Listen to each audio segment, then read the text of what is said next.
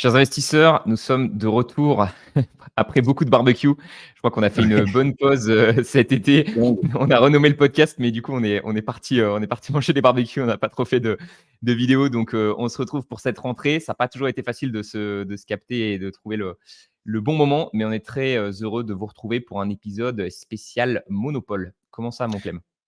ça va bien, content d'être de retour et je pense qu'on va arrêter de faire des promesses de, genre on va faire un podcast toutes les 2 semaines et cetera parce que je pense qu'on l'a dit un paquet de fois et on a vraiment du mal à le tenir.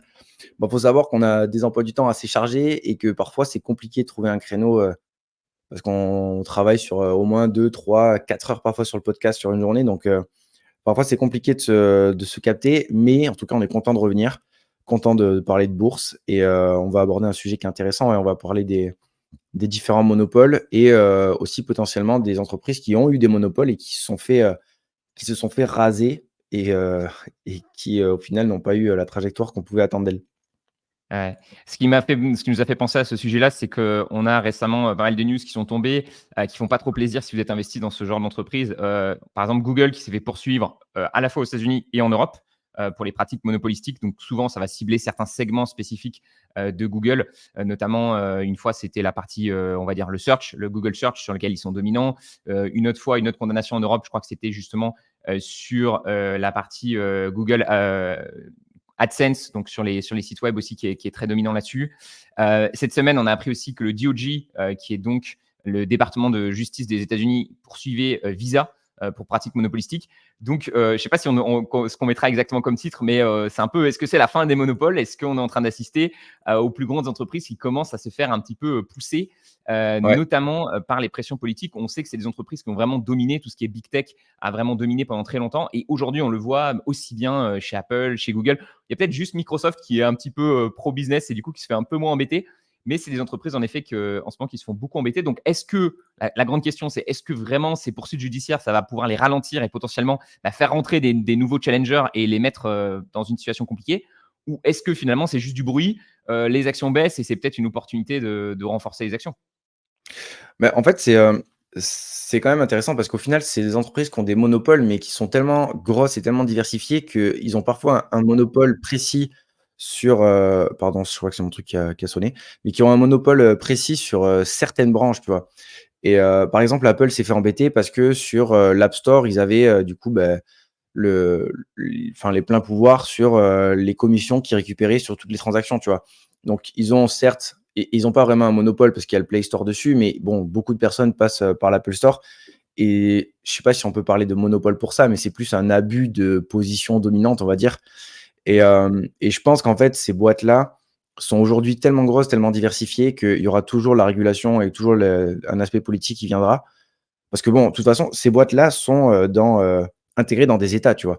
Toutes les boîtes américaines dont on parle sont dans, l'État des États-Unis et forcément, il y a, la politique à prendre en compte. Il y a, la politique, quand c'est les démocrates, quand c'est les républicains, ça change et du coup, ils doivent se mettre à la page au niveau régulation et je pense qu'il y aura toujours des amendes. Ça fait longtemps qu'il y en a, mais est-ce que ça fera tomber des boîtes comme ça? Je suis pas certain. Je pense que c'est plutôt d'autres choses qui peuvent faire tomber les boîtes que, cet aspect régulation. Carrément, et c'est pour ça qu'on va creuser dans cet épisode d'anciennes boîtes qui ont fait faillite, parce que c'est intéressant de se dire qu'est-ce qui peut couler une grande boîte en fait. Quand vous êtes investi comme ça, on le sait en bourse d'ailleurs, on vous dit souvent il faut investir dans des monopoles, des entreprises qui sont vraiment dominantes dans leur secteur d'activité. Et comme l'a souligné Clément, je pense c'est que quoi qu'il arrive, dès que vous êtes placé sur ce genre de boîte, vous savez qu'il va y avoir forcément, si elles ont justement cette situation de monopole, de duopole, forcément il va y avoir des pressions au niveau politique. Donc, c'est pour ça d'ailleurs qu'on préfère généralement les duopoles ou les triopoles. Et souvent, les entreprises, d'ailleurs, elles ne vont pas dire qu'elles sont monopoles, hein. Ces entreprises qui dominent, elles vont dire non, non, regardez, on a plein d'autres concurrents, etc. Mais quand vous analysez un petit peu comment fonctionne le business, c'est vrai qu'il y a certaines pratiques où vous dites, OK, ils ont quand même un peu la main mise. C'est vrai que Apple, par exemple, bon, oui, tu peux acheter un autre téléphone, mais si tu achètes Apple, forcément, du coup, pour installer tes applications, tu vas passer par l'App Store. Et si tu passes par l'App Store, Apple va récupérer 30% de commission sur tous les achats que tu vas faire sur l'App Store. Donc, c'est quand même finalement quelqu'un qui a acheté un iPhone et qui voudrait pas donner cette commission à Apple, il n'aurait pas vraiment d'autre choix. Donc, je crois que c'est là-dessus qu'ils se sont fait poursuivre. Maintenant, Apple va avoir d'autres arguments. Ce qu'ils avancent avec l'intelligence artificielle, par exemple, c'est de dire justement, c'est parce qu'on a tout en interne qu'on va pouvoir proposer un cloud sécurisé et qui ne va pas être challengé. Donc, moi j'aime bien, je sais pas toi comment Clem tu fonctionnes, mais c'est vrai que moi j'aime bien en termes de diversification. On parle souvent de diversification dans le portefeuille. La diversification de base, c'est de se dire, OK, je veux un peu de tous les grands secteurs. Tu sais, je veux de la tech, je veux, je sais pas, de l'énergie, je veux de la santé, etc. Et on en a pas mal parlé dans ce podcast. Moi, j'aime pas trop cette vision-là parce Ouais, que moi je non plus. trouve que dans la tech, aujourd'hui, toutes les entreprises sont des entreprises de tech. Apple, pareil, on dit que c'est de la tech, mais en fait, ça peut être de la santé. Donc, pour moi, je réfléchis beaucoup plus en industrie et en grande méga tendance de fond. Et j'aime bien avoir des acteurs dans chacune de ces grandes méga tendances de fond. Donc, quand je parle de méga tendances de fond, ça peut être les services de cloud pour les entreprises, ça peut être le commerce électronique, ça peut être les puces pour l'intelligence artificielle, ça peut être la publicité digitale, ça peut être l'obésité. Voilà. Il y a différentes grandes tendances qui se déroulent et il y a des acteurs qui s'emparent de cette tendance et j'aime bien aller chercher ces acteurs qui ont un petit peu un monopole dessus. Donc Apple, c'est un bon exemple. Appareil électronique, on sait qu'il y a de la concurrence avec Samsung, Xiaomi, mais on sait que ces concurrents, ils sont moins bien intégrés puisque ils vont avoir le hardware, mais ils vont pas avoir le software. C'est-à-dire que le software va souvent être géré par Google avec Android ou Google Play. Et évidemment, Apple, par contre, peut se faire challenger parce que si tout d'un coup, demain, c'est plus l'iPhone ou c'est plus le smartphone, ou, c'est pour ça qu'ils commencent à investir dans les casques, etc. Donc, c'est vrai que je ne sais pas comment toi tu t'y prends, Clem, mais j'ai l'impression qu'il y a une vraie analyse à faire pour se dire, OK, est-ce que ce segment-là, il va continuer de croître et qui c'est qui va pouvoir s'emparer des parts de marché? Est-ce que c'est le leader d'aujourd'hui ou est-ce que c'est les concurrents plus petits qui ont peut-être moins ce monopole-là? Ouais, mais de toute façon, je pense qu'on est, vachement d'accord là-dessus. On fonctionne un petit peu pareil, genre, c'est vraiment ce qu'on appelle, l'approche, bottom up, tu vois? Et pas, le contraire, donc top down. Pour, faire simple, en gros, l'approche bottom up, c'est on va partir de l'entreprise, donc vraiment analyser la boîte et ensuite la remettre dans son contexte, donc dans son secteur, que ce soit tech, santé, industrie et cetera, dans son secteur géographique, politique et cetera et au niveau de la macroéconomie. Mais on commence vraiment par l'analyse d'entreprise et je pense que c'est exactement ce qu'on fait nous. On cherche des acteurs qui sont tellement bons et qui ont, du coup, tellement de chances de réussir que, peu importe le contexte ensuite et peu importe le secteur, on s'en fout un petit peu entre guillemets, parce que l'entreprise en elle-même est intrinsèquement bonne, tu vois?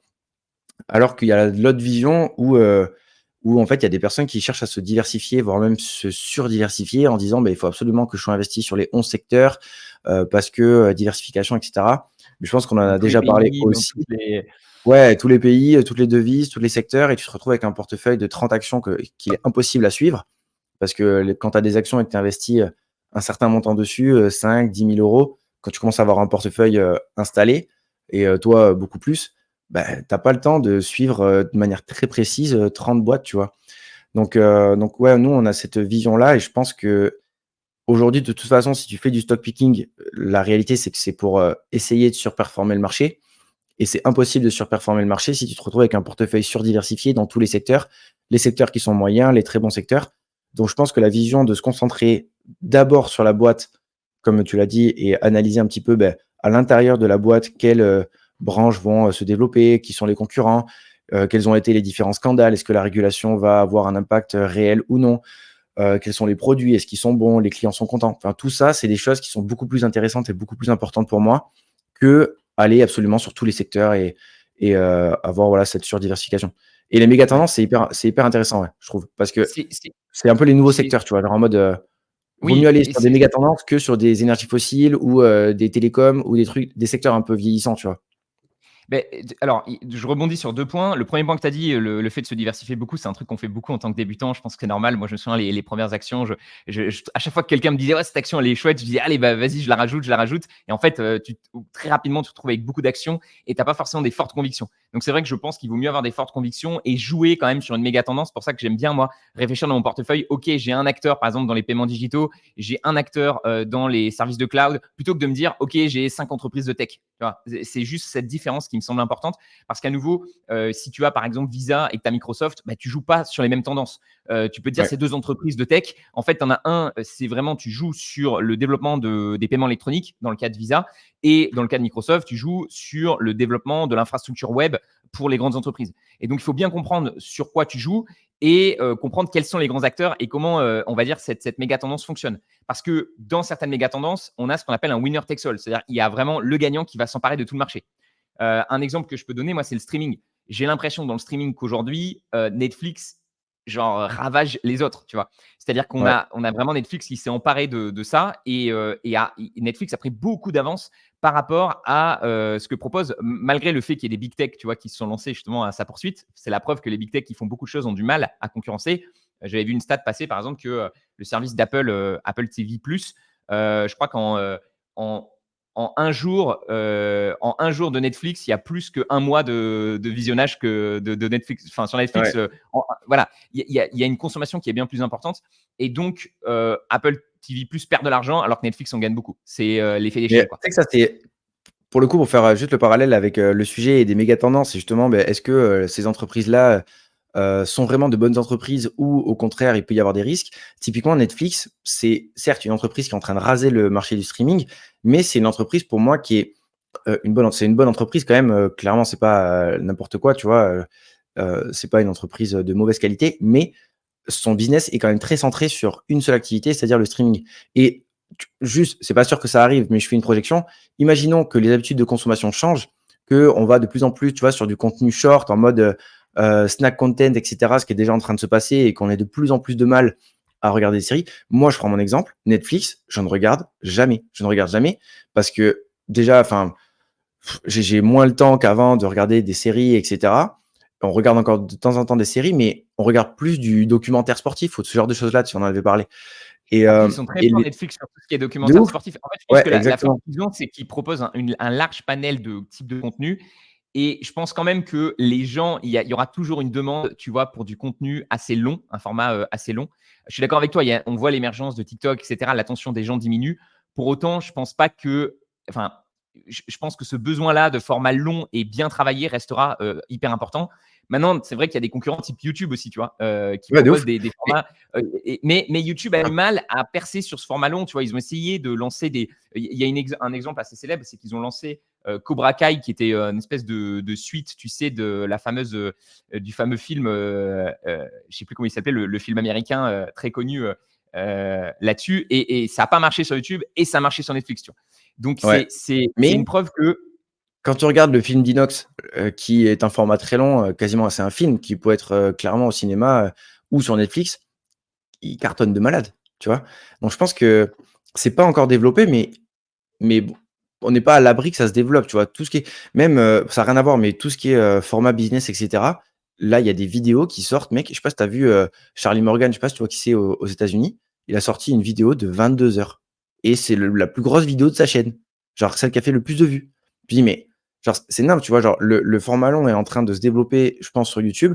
On est à des années-lumière de concurrencer Netflix, clairement. C'est juste que je mets un peu la petite graine en mode est-ce que Netflix était vraiment un business résilient si l'habitude de consommation des gens change. Et en fait, Ouais. c'est un peu ce qui s'est passé. Donc, il faudra qu'ils se renouvellent, mais c'est un peu comme ça que des monopoles et des grandes entreprises peuvent perdre de la vitesse. S'ils restent sur un seul segment et que les consommateurs ne sont plus là parce que ça a changé, parce qu'ils ne sont plus en accord avec le service et que l'entreprise se renouvelle pas, c'est là que ça commence à se compliquer, tu vois. Ben alors, je suis d'accord avec toi et en même temps, je pense, moi j'aime bien les entreprises qui sont très focus aussi. Parce que tu vois, si Netflix avait voulu faire plein de trucs, je pense qu'ils n'auraient pas pu dominer autant le streaming. Et on le voit, leurs concurrents ont plus de mal à les rattraper parce que justement, Amazon, ok, Amazon Prime, ils arrivent à fournir du streaming, mais la plateforme est beaucoup moins intuitive que Netflix et surtout, ben, ils ont plein d'autres choses à gérer. Donc j'ai l'impression qu'ils sont moins forts, tu vois aussi. Donc je suis d'accord avec toi. Moi, ça ne me Mais dérange pas qu'une entreprise soit focus, mais il faut vraiment être focus sur un domaine où tu te dis là, le besoin restera constant dans le temps. Et tu vois, ouais, c'est intéressant juste, de donner attends, ton exemple à toi. Ouais. ça va te relancer, mais est-ce que tu penses pas que justement, le fait d'être très focus, c'est une bonne stratégie pour avoir une très forte croissance et percer fort un marché? Et est-ce que c'est vraiment la stratégie qui permet de durer dans le temps une fois que tu as atteint une maturité? Tu vois? Ça dépend ce que tu entends par focus, tu vois? Tu pourrais dire, moi je pense il faut garder le cœur de métier. Il faut garder ce qui a fait le succès de la boîte. Il faut garder, tu vois, Netflix typiquement, ça a été de dire: «On va vous proposer tout type de contenu». Il y a plein de gens, tu vois, qui bashent Netflix, notamment parce qu'il y a du contenu un peu poubelle, ce qu'ils appellent, tu vois? Parce que, ça c'est facile, hein, quand tu demandes aux Français: «Qu'est-ce que vous regardez comme chaîne télé?» Tout le monde répond Arte. Et quand tu regardes l'audimat, Arte, ils font pas d'audimat, tu vois, par rapport à M6 ou BFM TV, tu vois. Donc, la réalité, et Netflix, c'est pareil, ils se rendent bien compte qu'il y a tout type de gens sur Netflix. Et donc, il y a des gens comme toi et moi qui vont regarder surtout des documentaires. Par exemple, moi, j'aime beaucoup les documentaires sportifs avec ma chérie. On s'est fait tous les documentaires, là, ceux de la NFL, ceux du. Qu'est-ce qu'il y avait? Il y avait le tennis, il y avait la Formule 1. Enfin, on les a tous Le fait. Et vélo. franchement, à chaque fois, c'est toujours un peu le même modèle, mais on trouve ça super intéressant.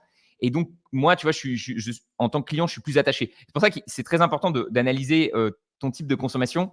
Parce que, tu vois, en tant que client, toi, tu dis, je ne suis pas forcément client de Netflix et je suis beaucoup plus client d'Instagram. Moi, je suis beaucoup moins client d'Instagram et je suis beaucoup plus client de Netflix. Donc, tu vois, c'est aussi, il faut faire attention avec son propre biais et essayer de voir quels sont les gens qui regardent, tu vois, Ouais. et avoir des vraies datas sur lesquelles comparer Et justement ça, ces différentes plateformes. c'est un point très important. C'est que de toute façon, quand on analyse une entreprise, on le fait pas au doigt mouillé comme ce qu'on est en train de faire actuellement, tu vois. Il faut aller chercher les stats, faut voir vraiment quelles sont les habitudes de consommation. Est-ce que les consommateurs regardent? Combien de temps ils restent sur la plateforme? Est-ce qu'ils reviennent régulièrement? Enfin, c'est des stats qui sont intéressantes. Mais tu vois, pour le coup, Netflix, imaginons là, ils atteignent vraiment une sorte de maturité où le nombre de consommateurs commence à ralentir. Est-ce que, par exemple, tu vois, ça serait pas un bon move de non pas partir faire complètement autre chose, mais de se mettre à faire comme Disney, par exemple, tu vois, faire une sorte de parc Netflix avec toutes les brands qu'ils ont créées, Stranger Ils ont Things, ce commencé, genre de choses-là, tu ils ont vois. quelques projets comme ça. Après, attention, parce que lancer des parcs, bah, c'est beaucoup de capex, c'est plus du tout le même business, donc c'est pas forcément là où ils vont être le meilleur. Donc, je pense qu'ils testent. Ils ont lancé des jeux vidéo, ils vont lancer des live events, tu vois. Donc, ils ont Ouais, dit qu'ils faisaient pas trop de live events type sport parce qu'il y avait pas de rentabilité en fait. Le problème, c'est que quand tu as plein de gens, tu sais, c'est comme la Ligue 1 dans le football français, tu as plein de mecs qui font des enchères. Au bout d'un moment, en fait, le dernier mec, il paye 100 millions et alors que la Ligue 1, il sait très bien qu'il va pouvoir gagner que 50 millions. Donc, c'est de la perte, tu vois. Donc, Netflix, évidemment, ils veulent être rentables. Donc, ils ont eu cette stratégie rapidement de créer leur propre show. Et je pense qu'ils ont bénéficié d'un avantage énorme, en fait, c'est que pendant de nombreuses années, on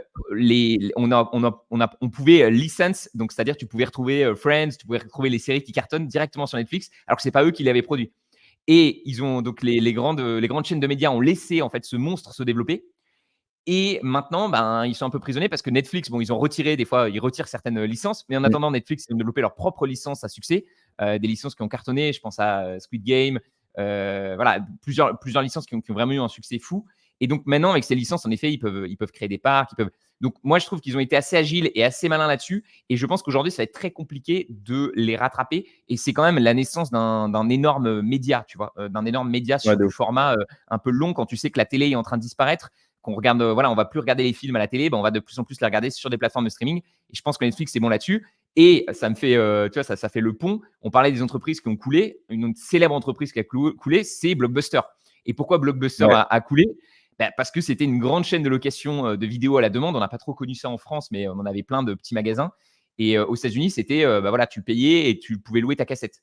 Et le pire, c'est qu'à un moment, Netflix a commencé à bien fonctionner, sachant que c'était leur business model aussi à la base. Sauf que eux, ils ouais. faisaient ça en ligne, en fait. Donc, il n'y avait pas les magasins Blockbuster, ils faisaient ça en ligne. Et Blockbuster, Netflix voulait se faire racheter par Blockbuster. Et Blockbuster ne les a pas rachetés. Et Netflix, on va dire que je pense qu'il y a une vraie leçon à retenir là-dessus, c'est qu'ils ont compris que, en fait, ce qu'ils vendaient, c'était pas des cassettes comme Blockbuster. Ils ont compris que ce qu'ils vendaient, c'était du divertissement. Et le jour où ils se sont dit, mais en fait, si on donne le divertissement directement en streaming, ben, on a Ouais plus besoin des cassettes. Les gens auront et encore plus facilement le contenu, tu vois. 100%, et ils ont compris aussi que ce que venaient chercher les gens et ce qu'ils attendaient, c'était la simplicité, tu vois? Genre clairement, quand tu devais aller prendre ta caisse pour aller, nous, bon, mon gars, on arrive sur les 30 ans, donc on a connu, hein, genre, quand on était petit, si tu avais envie d'aller voir, d'aller voir la dernière cassette de Pokémon, fallait aller au loueur de vidéos là, tu chopais ta cassette et tu la Oui, il y avait regardais un chez toi, petit tu vois? rideau, avec les films coquins. Moi, je me souviens, à chaque fois, je Ouais, disais à ma mère: «Il y a quoi derrière ce rideau?» Elle me disait: c'était «C'est pas pour ton âge» et c'est je comme voyais chez les buralistes. des vieux mecs chelous rentrer, ouais, non, c'était une expérience, hein, le loueur de cassettes Ouais, avec un peu de nostalgie, franchement, tu pourrais dire ouais, les c'était gens cool. qui ont 20 ans, ils ont pas connu ça, quoi. Bah, Mais tu faisais des soirées où en fait, tu avais loué ta cassette et tu refait, quoi. bah, Clairement, c'est c'était ça, la et tu étais soirée de la obligé, famille. tu avais que ça à regarder, hein. Il y avait pas Ouais, l'effet où tu es sur Netflix et pendant 3 heures, tu réfléchis à ce que tu vas regarder aussi, donc ouais, tu avais pas le choix, tu faisais ton choix avant. Mais ouais, c'est mais sûr. ouais, et du coup, ils ont pris le côté de à la fois, on divertit plus les gens avec, plus de choix et de la meilleure qualité, mais aussi, la simplicité où en mode, tu es devant ta télé, tu prends ta télécommande et tu fais ton choix, tu vois? C'est, Ouais. Mais de toute façon, c'est une habitude de consommation qui est en train de se développer partout. Quand tu regardes Amazon Prime, par exemple, c'est exactement ça, c'est la simplicité, tu vois? Tu payes 6,99 € par mois et tu peux avoir, tous tes colis livrés le lendemain chez toi ou quasiment le lendemain. Donc Beh, c'est Amazon, ils ont vraiment utilisé, en fait, ce qui est très fort, c'est qu'ils ont utilisé un package, tu vois? C'est-à-dire que souvent les gens, ils s'abonnent pas à Prime, pour le streaming, ils s'abonnent à Prime pour avoir la livraison, plus rapide. Mais du coup, une fois que tu as livraison plus rapide, bah, tu as aussi le streaming, tu as aussi tu as donc Amazon tu Music, restes. donc tu as des avantages, en fait, qui viennent, ce qui fait que tu as encore moins de raisons de te désabonner et surtout que tu vas avoir beaucoup plus tendance ensuite à aller sur Amazon pour faire ton shopping et Ouais. là-dessus, tu vois, on parle de monopole aujourd'hui. Je sais pas ce que tu en penses, je me faisais la réflexion, je réfléchissais à quelles sont les entreprises pour moi qui dominent le plus en termes de tu vois, leur secteur. Je pense que le commerce électronique, en tout cas en termes de marketplace, j'ai l'impression qu'Amazon, Amazon, c'est insane, ouais. Et surtout genre, que aujourd'hui, Amazon, il y avait Cdiscount à l'époque, tu sais, en France, il y avait deux ouais, trois ouais, trucs, mais j'ai l'impression mais en qu'aujourd'hui, plus, c'est fini, quoi.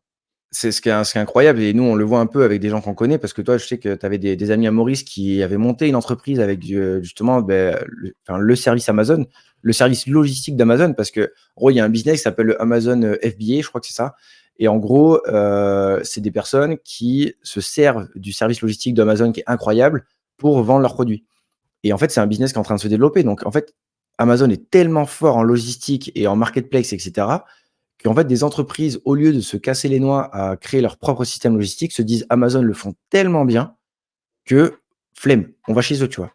Quitte à payer un peu de frais, quitte à payer un peu plus et ça, c'est trop fort parce qu'en fait, ça fait une boule de neige où il y a de plus en plus de vendeurs, de plus en plus d'acheteurs et ouais, le seul truc Mais après, de toute façon, faudrait que je revoie les chiffres, je les ai pas en tête, mais il faudrait voir si vraiment la marketplace, tu sais, commence à vraiment générer de l'argent avec enfin de la rentabilité parce que bon, ils génèrent beaucoup de chiffre d'affaires, mais ils ont beaucoup de coûts. Et parce que là, le jour où ils arrivent à vraiment augmenter la marge sur la marketplace, ça va s'envoler, hein. Je crois qu'Amazon, c'est le beh, plus gros chiffre d'affaires des GAFAM, hein. ouais, ben, en fait, c'est ça, c'est qu'ils ont tellement un business, avec ils font tellement de chiffres qu'en fait, ils font quelques points de marge, quelques leviers et ça peut, Mmh. tout de suite représenter beaucoup de free cash flow et souvent, ils ont eu tendance pendant plus de 10 ans à masquer un peu leurs bénéfices en réinvestissant aussi comme des cochons dans plein de projets et du coup, la profitabilité, tu la voyais pas forcément. Ouais, Mais en effet, c'est hyper important de surveiller ça parce que le FBA, donc Fulfilled by Amazon, en effet, il y a de plus en plus de vendeurs sur la plateforme qui proposent de plus en plus de produits. Ces gens-là, ils gagnent beaucoup d'argent. Moi, les mecs que je connais, en effet, là, ils vont se verser des dividendes très généreux. J'ai mon coloc qui a bossé avec eux et ils ont une quarantaine d'employés, tu vois, sur Maurice. Et ça, c'est un business qui marche très bien. Alors, il y a des années moins et des années plus, mais comme franchement, ouais. ça se développe beaucoup. Et Amazon prend des frais énormes, tu vois. Mais le truc, c'est qu'ils prennent des frais énormes sur leurs revendeurs. Mais comme tu dis, la logistique est tellement bien qu'en fait, ça te coûterait beaucoup plus cher de faire ta propre logistique. Tu serais aussi moins mis en avant du coup sur la plateforme. Et Amazon va vendre, tu sais, les produits qui vont être vendus par Amazon. Souvent, c'est des produits qui vont avoir moins de marge, donc des produits potentiellement moins intéressants. Et c'est vrai que à part Shopify, tu vois, un peu plus en mode pour les marques qui souhaitent avoir une expérience e-commerce un peu brandée, etc. Voilà, Shopify, c'est un peu le concurrent, on va dire, sur les sites. Mais d'un point de vue marketplace et notamment pour des achats un peu de tous les jours, dur, je pense, d'aller concurrencer Ouais, de un concurrencer tel Amazon, là, géant. clairement, Donc c'est ça, tu vois, c'est intéressant, c'est de voir est-ce que l'acteur est vraiment dominant, est-ce qu'il n'y a pas vraiment d'autres alternatives pour les clients et est-ce que les clients sont satisfaits et est-ce que ben, les condamnations politiques peuvent arrêter un tel géant. Moi, je pense que c'est pas vraiment, en effet, les condamnations. On a parlé de Google, on a parlé de, je pense qu'Amazon aussi se fait poursuivre pour plein de raisons. Je pense que c'est souvent pas, en effet, les décisions politiques. Ça peut les ralentir dans leur développement et ça peut leur imposer des règles qui peuvent être embêtantes. Mais je pense que c'est souvent ce qui va couler des grandes boîtes, c'est le fait de justement, exactement avec l'exemple qu'on a donné de Blockbuster, c'est de ne pas réaliser un moment que les gens, bah, le mode de consommation, il change ouais. et du coup de se faire disrupter quoi, finalement. Mais de toute façon, même quand tu réfléchis à la régulation, à la politique et cetera, le gouvernement américain n'a aucun intérêt de couler ces boîtes-là. Elles rapportent beaucoup trop d'argent aux États-Unis, tu vois?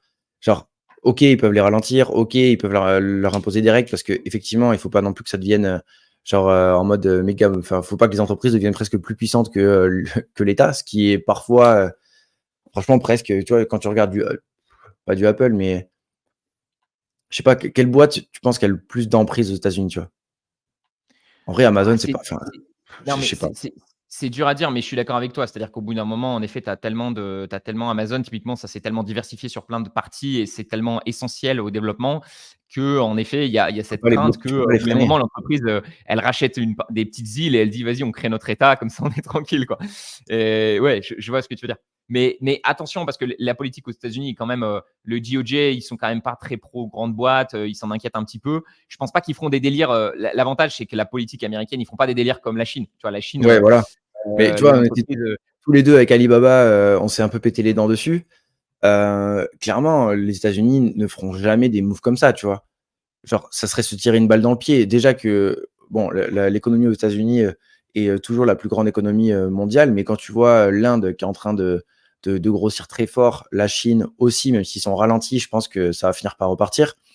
Mais ils ont des gouvernements, notamment en Chine, où le communisme fait que ils peuvent vraiment te striker une boîte et presque rien à foutre, tu vois. Quand ils avaient enlevé, alors on va mettre des guillemets parce je sais pas vraiment ce qui s'est passé, mais quand Jack Ma avait disparu, là, le CEO de Alibaba, parce qu'il avait voulu lancer une banque privée et que du coup ça n'avait pas plu au gouvernement chinois parce que communisme, etc., interdit aux banques privées, c'est mort.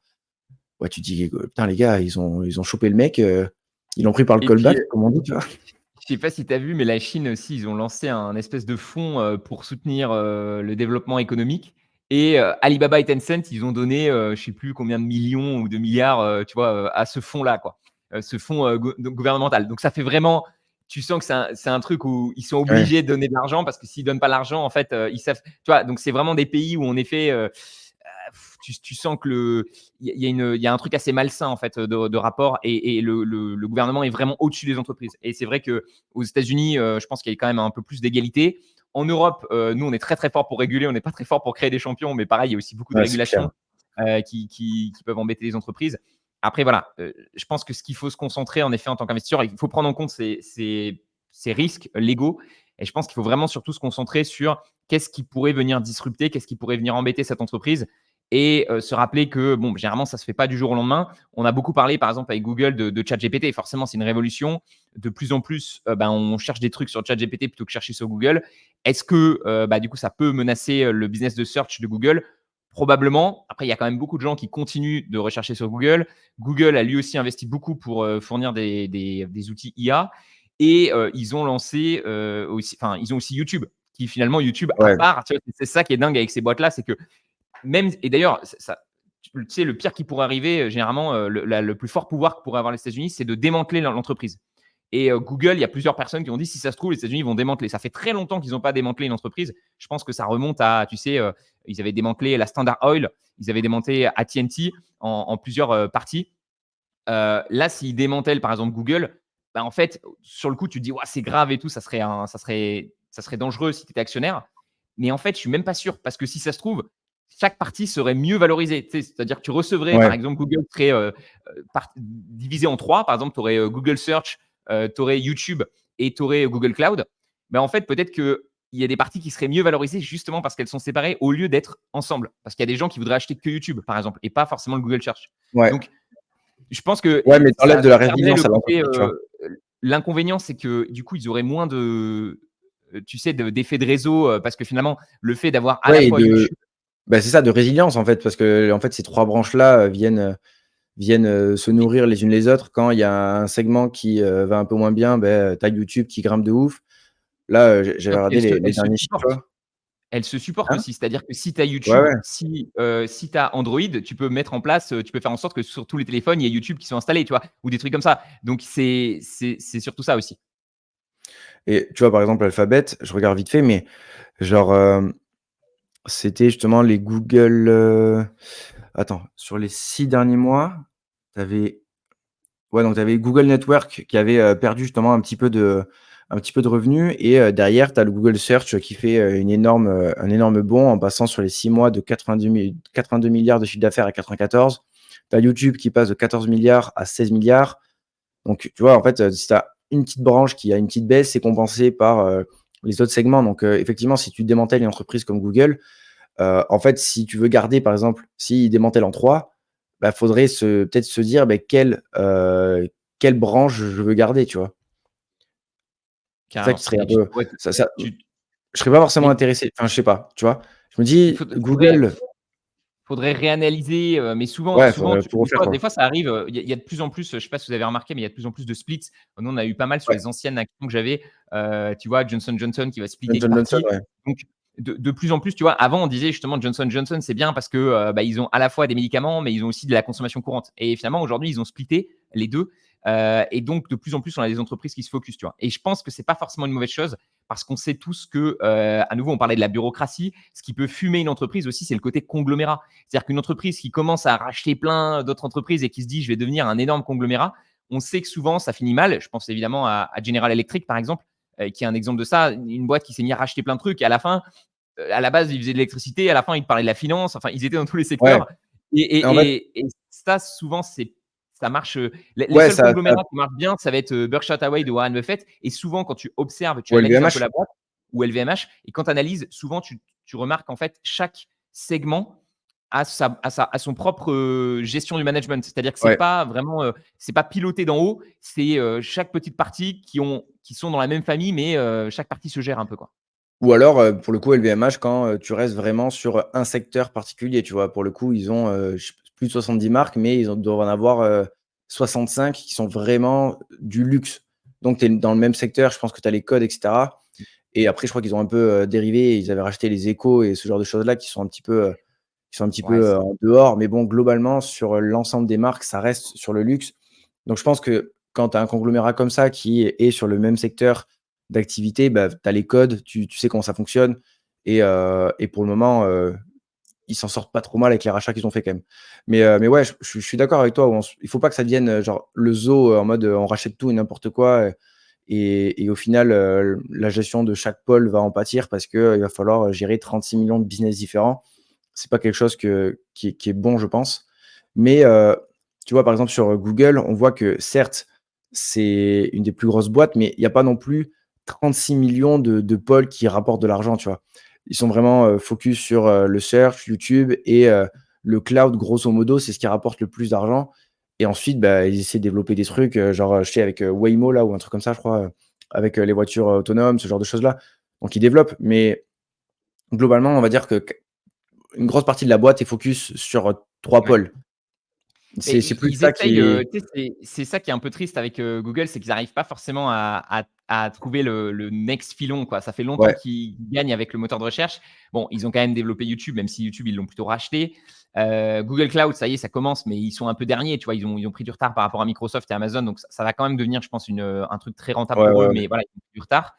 Maintenant, il y a ChatGPT qui vient les embêter. C'est vrai qu'il y a plusieurs trucs, tu vois, qui fait que bah, c'est une entreprise. Voilà, c'est pas parce que c'est une entreprise qui a justement bouffé Microsoft à la base que aujourd'hui elle peut se reposer sur ses lauriers. Il faut qu'elle continue d'innover. Et c'est vrai que les voitures autonomes, ce genre de pari, Waymo, ça marche pas mal. Bon, bah il y a sûrement un marché à prendre. Après, attention Faut parce qu'à nouveau, tester. c'est pas le même business, hein, entre les voitures Bah, autonomes regarde et Apple, la mobilité digitale.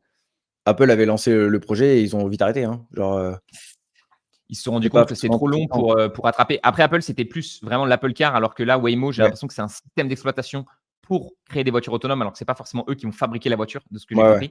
compris. Mais ouais, et ils sont en train de faire des deals avec Uber aussi pour que, parce que Uber, justement, ce qu'ils ont peur, c'est le côté, si tout d'un coup, il n'y a plus les chauffeurs et c'est que des voitures autonomes, est-ce que l'app continuera de fonctionner? Peut-être que oui, parce que les gens auront toujours l'habitude d'aller sur Uber pour réserver un trajet plutôt que sur l'appli Waymo, quoi. Ça prend du temps de développer Ouais. aussi une appli, quoi. Et c'est un peu pareil avec Apple. Des fois, je pense que les gagnants ne sont pas forcément toujours ceux auxquels on pense, dans le sens où, par exemple, Apple, tu te dis que toutes les innovations qu'il va y avoir sur l'IA, il va bien falloir un appareil électronique pour pouvoir les utiliser. Et donc, des fois, c'est peut-être celui qui a l'appareil électronique qui contrôle finalement Bah, le jeu. on en avait parlé, c'est un peu ce qu'essaie de faire, Zuckerberg là. Je sais pas si tu as vu, la conférence là où il a annoncé les lunettes, les de réalité, virtuelle, tu vois? Genre en mode, bah, comme l'Apple Vision Pro, mais en version, miniaturisée et beaucoup plus, facile à porter.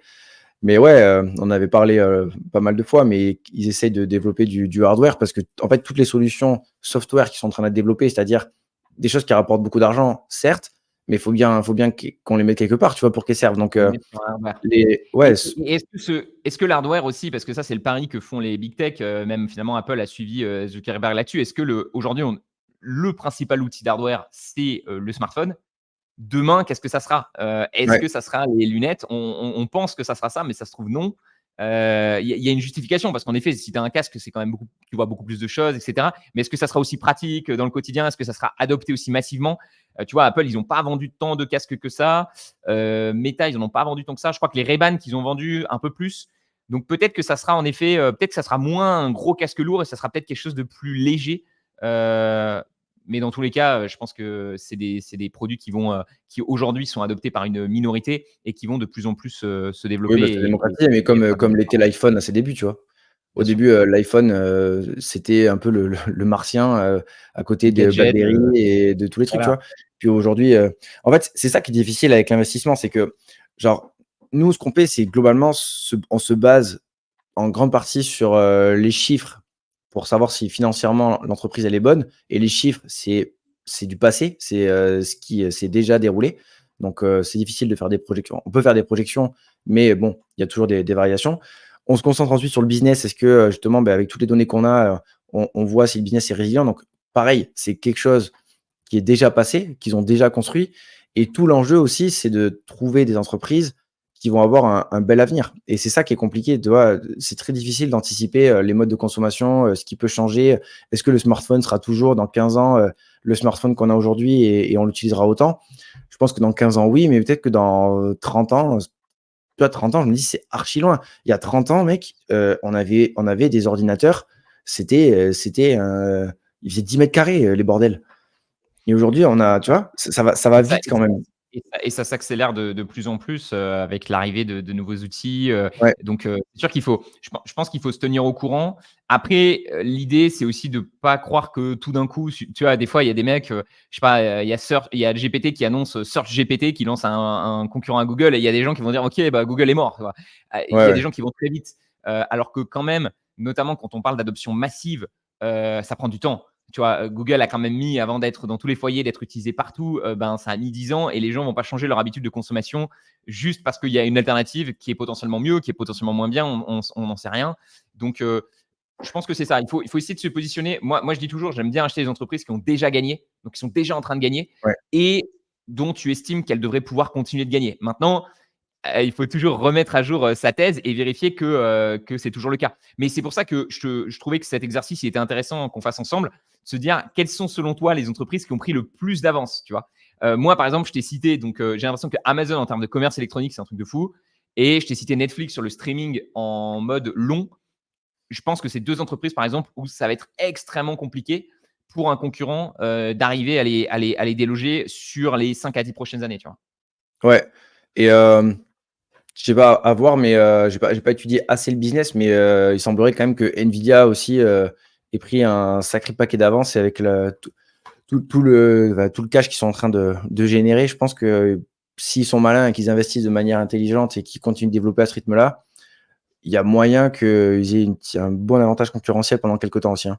Mais on Ouais, avait déjà parlé, c'est l'avantage ouais. ouais, l'unique avantage technologique. Je pense que c'est vrai, mais du coup, je pense que l'avantage sera peut-être moins long que des entreprises comme Amazon qui ont vraiment, pour le coup, un effet de réseau tellement énorme que ça va être très difficile à concurrencer.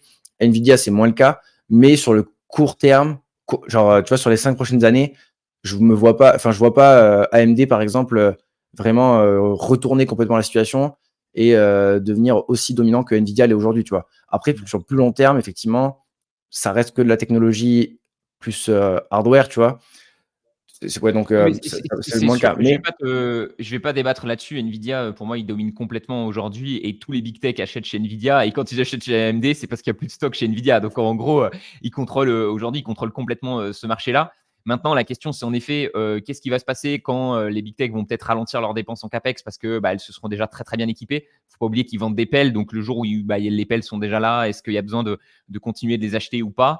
Est-ce que Nvidia va arriver en effet du coup, à lisser ses revenus ouais, en transformant un petit peu aujourd'hui des produits qui sont achetés en one shot en quelque chose de récurrent? C'est tout à fait possible qu'ils y parviennent, mais c'est vrai que j'aime bien acheter des boîtes aussi qui ont des multiples, on parle de Douve, des multiples avantages compétitifs. Et tu vois, tu as parlé d'effet de réseau. Nvidia, ouais, ce qui me dérange un petit peu, c'est que j'ai l'impression que leur seul avantage compétitif, c'est vraiment l'avance technologique. Et on sait qu'il y a des entreprises qui historiquement avaient une avance technologique. On a parlé d'Intel, par exemple. Intel s'est vraiment cassé les dents récemment parce que justement, ils ont perdu leur avance technologique et que Apple ouais, a pu se permettre de faire ce que faisait Intel. Donc, au bout d'un moment, quand tu peux te permettre de faire ce que fait une boîte et qu'il n'y a pas un autre avantage, tu vois, bah, c'est un une autre chose fournisseur qui quoi, protège Nvidia. la boîte, tu te fais vite bouffer. Et Oui, moi, je t'ai cité Netflix et Amazon. Pour moi, Netflix, c'est pas qu'un avantage technologique. C'est-à-dire que oui, ils ont la meilleure plateforme de streaming, mais même si demain un concurrent arrive avec une plateforme, je sais pas, plus intuitive, plus facile à prendre en main, c'est pas pour ça que les gens ils vont switcher. Parce que les gens, ils viennent pas juste parce que la plateforme est bien, ils viennent parce qu'il y a énormément de contenu. Donc déjà, il faudrait reproduire tout le niveau de contenu de Netflix. Ensuite, il faudrait convaincre les gens d'arrêter de payer un service pour en payer un autre. Tu vois. Plus tu as ton historique de watch sur Netflix. Donc Netflix, c'est déjà un petit peu mieux ce qu'il peut te conseiller comme série. Tu vois. Donc, Ouais. tu vois, c'est des multiples avantages qui font que je trouve ça plus compliqué pour des nouveaux entrants de venir casser tout ça. Ouais, 100%. Et du coup, Nvidia, pour le coup, est un fournisseur. Donc, même en fait, vu qu'elle est en dessous de ses clients et que ce sont les big tech, le jour, comme tu l'as dit, où ça ralentit, ou que même les conditions économiques ne sont pas aussi favorables et qu'ils ont moins besoin de se fournir, ben, ça va forcément impacter Nvidia. Après, ouais, comme grosse dominance aussi, ben, c'est pas forcément une entreprise, mais le duopole Visa Mastercard sur les réseaux de paiement, c'est clairement pareil, c'est ultra dominant, tu vois. C'est quand tu as les deux, enfin moi j'ai les deux en portefeuille, tu vois, j'ai à la fois Visa et Mastercard, et parce que je crois au système. Genre, je sais même pas, je crois en une boîte plus que l'autre. Je me dis aujourd'hui, Visa, Mastercard, genre, ils sont partout, tu vois. Enfin, ils sont sur tous les paiements, ils sont dans nos téléphones maintenant, ils sont partout dans le monde. Et il y a encore beaucoup de zones où c'est pas déployé et où ça le sera. Mais aujourd'hui, tu vois, là, en 10 secondes, il y a peut-être, je sais pas, 1 million de transactions, voire même beaucoup plus qui sont passées, tu vois. Et ils prennent un petit free à chaque fois. Et, et pareil, en fait, ouais, je pense que niveau C'est des- dominant, le duopole est fou. ce qui est intéressant, tu vois, avec Visa et Mastercard, qu'on peut opposer à Nvidia, c'est le nombre de clients. Moi, j'aime beaucoup ce truc-là. Ouais. C'est-à-dire, j'aime pas, tu sais, des boîtes qui ont que quelques clients. Et du coup, tu sais que bah, ça repose, en fait, le business repose quand même sur des deals avec des grosses boîtes. Et typiquement, Nvidia, je crois que c'est 50% du revenu du dernier trimestre qui provenait de 4 entreprises. Donc, bah, les 4, on les connaît. Hein, c'est Amazon, Google, Microsoft, et il m'en manque un dernier qui dépense à fond dans le cloud, et Meta. Voilà, c'est les 4. Ouais. Ils sont à fond et c'est la course à l'IA. Au contraire, tu prends Visa et Mastercard, c'est des millions de banques qui sont connectées au réseau, c'est des millions de marchands, des dizaines de millions de marchands qui ont des business qui ont justement pour pouvoir payer avec la carte. Et c'est des milliards de consommateurs qui ont des cartes Visa ou Mastercard. Donc c'est vrai que là aussi très compliqué à casser comme réseau. Donc moi je surveille quand même, bah, évidemment tout ce qui peut être crypto, tout ce qui peut être paiement par QR code. Voilà, il y a d'autres manières de transférer de l'argent, mais c'est vrai qu'on n'a pour l'instant pas trouvé plus simple, plus rapide, plus efficace que la carte bancaire. Ouais, mais après, Et surtout donc, qu'en fait, les évolutions technologiques font qu'aujourd'hui, on paye par exemple avec le téléphone, on paye avec l'Apple Watch, mais c'est toujours le réseau Visa, Mastercard en fait. C'est même pas le fait d'avoir la les carte en néobanques, physique, c'est que ça passe par le réseau. ouais, c'est ça. Et- C'est qu'il faudrait qu'on ait, si tu voulais remplacer Visa et Mastercard, il faudrait qu'on ait des portefeuilles électroniques. Donc, ça veut dire que ça ne serait pas des banques, en fait. Ça serait Ouais, autre chose. Ou alors, tu vois, c'est marrant parce qu'à Maurice, ici, tout le monde paye avec Juice. Donc, au lieu de payer en CB, souvent les gens payent avec Juice. Et Juice, c'est quoi? C'est une solution qui est proposée par la banque locale, MCB, qui est la plus grosse banque de Maurice. Et ça marche ici. Pourquoi ça marche ici? Parce que tout le monde a un compte à la MCB. Donc, en gros, ouais, ça marche si tu as une banque qui domine. Mais on le sait, à partir du moment où tu sors de Maurice ou tu sors de la France, d'ailleurs, en France, il y a un réseau entre les grandes banques, vu que c'est les grandes banques françaises, il y a un réseau CB qui fait que le réseau carte bancaire, ouais, bah, carte bleue même, je crois, et ben, ça fait que, en gros, quand tu payes, par exemple, moi, je suis chez le Crédit Mutuel et je viens acheter chez toi, Clem, et tu es à la Banque Populaire, bah, en fait, ça va passer par le réseau CB et donc il ne va pas y avoir de frais qui vont être prélevés sur Visa et Mastercard. Mais dès que tu sors de la France, tu sais que tu as accès à plein d'autres banques et ces banques-là, elles ne sont pas reliées. Et donc, en fait, Visa et Mastercard, en effet, c'est le réseau, la toile qui relie toutes ces banques entre elles et qui te permet de partir aux États-Unis sans te soucier et voilà, te dire, bon, ben, dans tous les cas, avec ma carte, elle va passer. Quoi.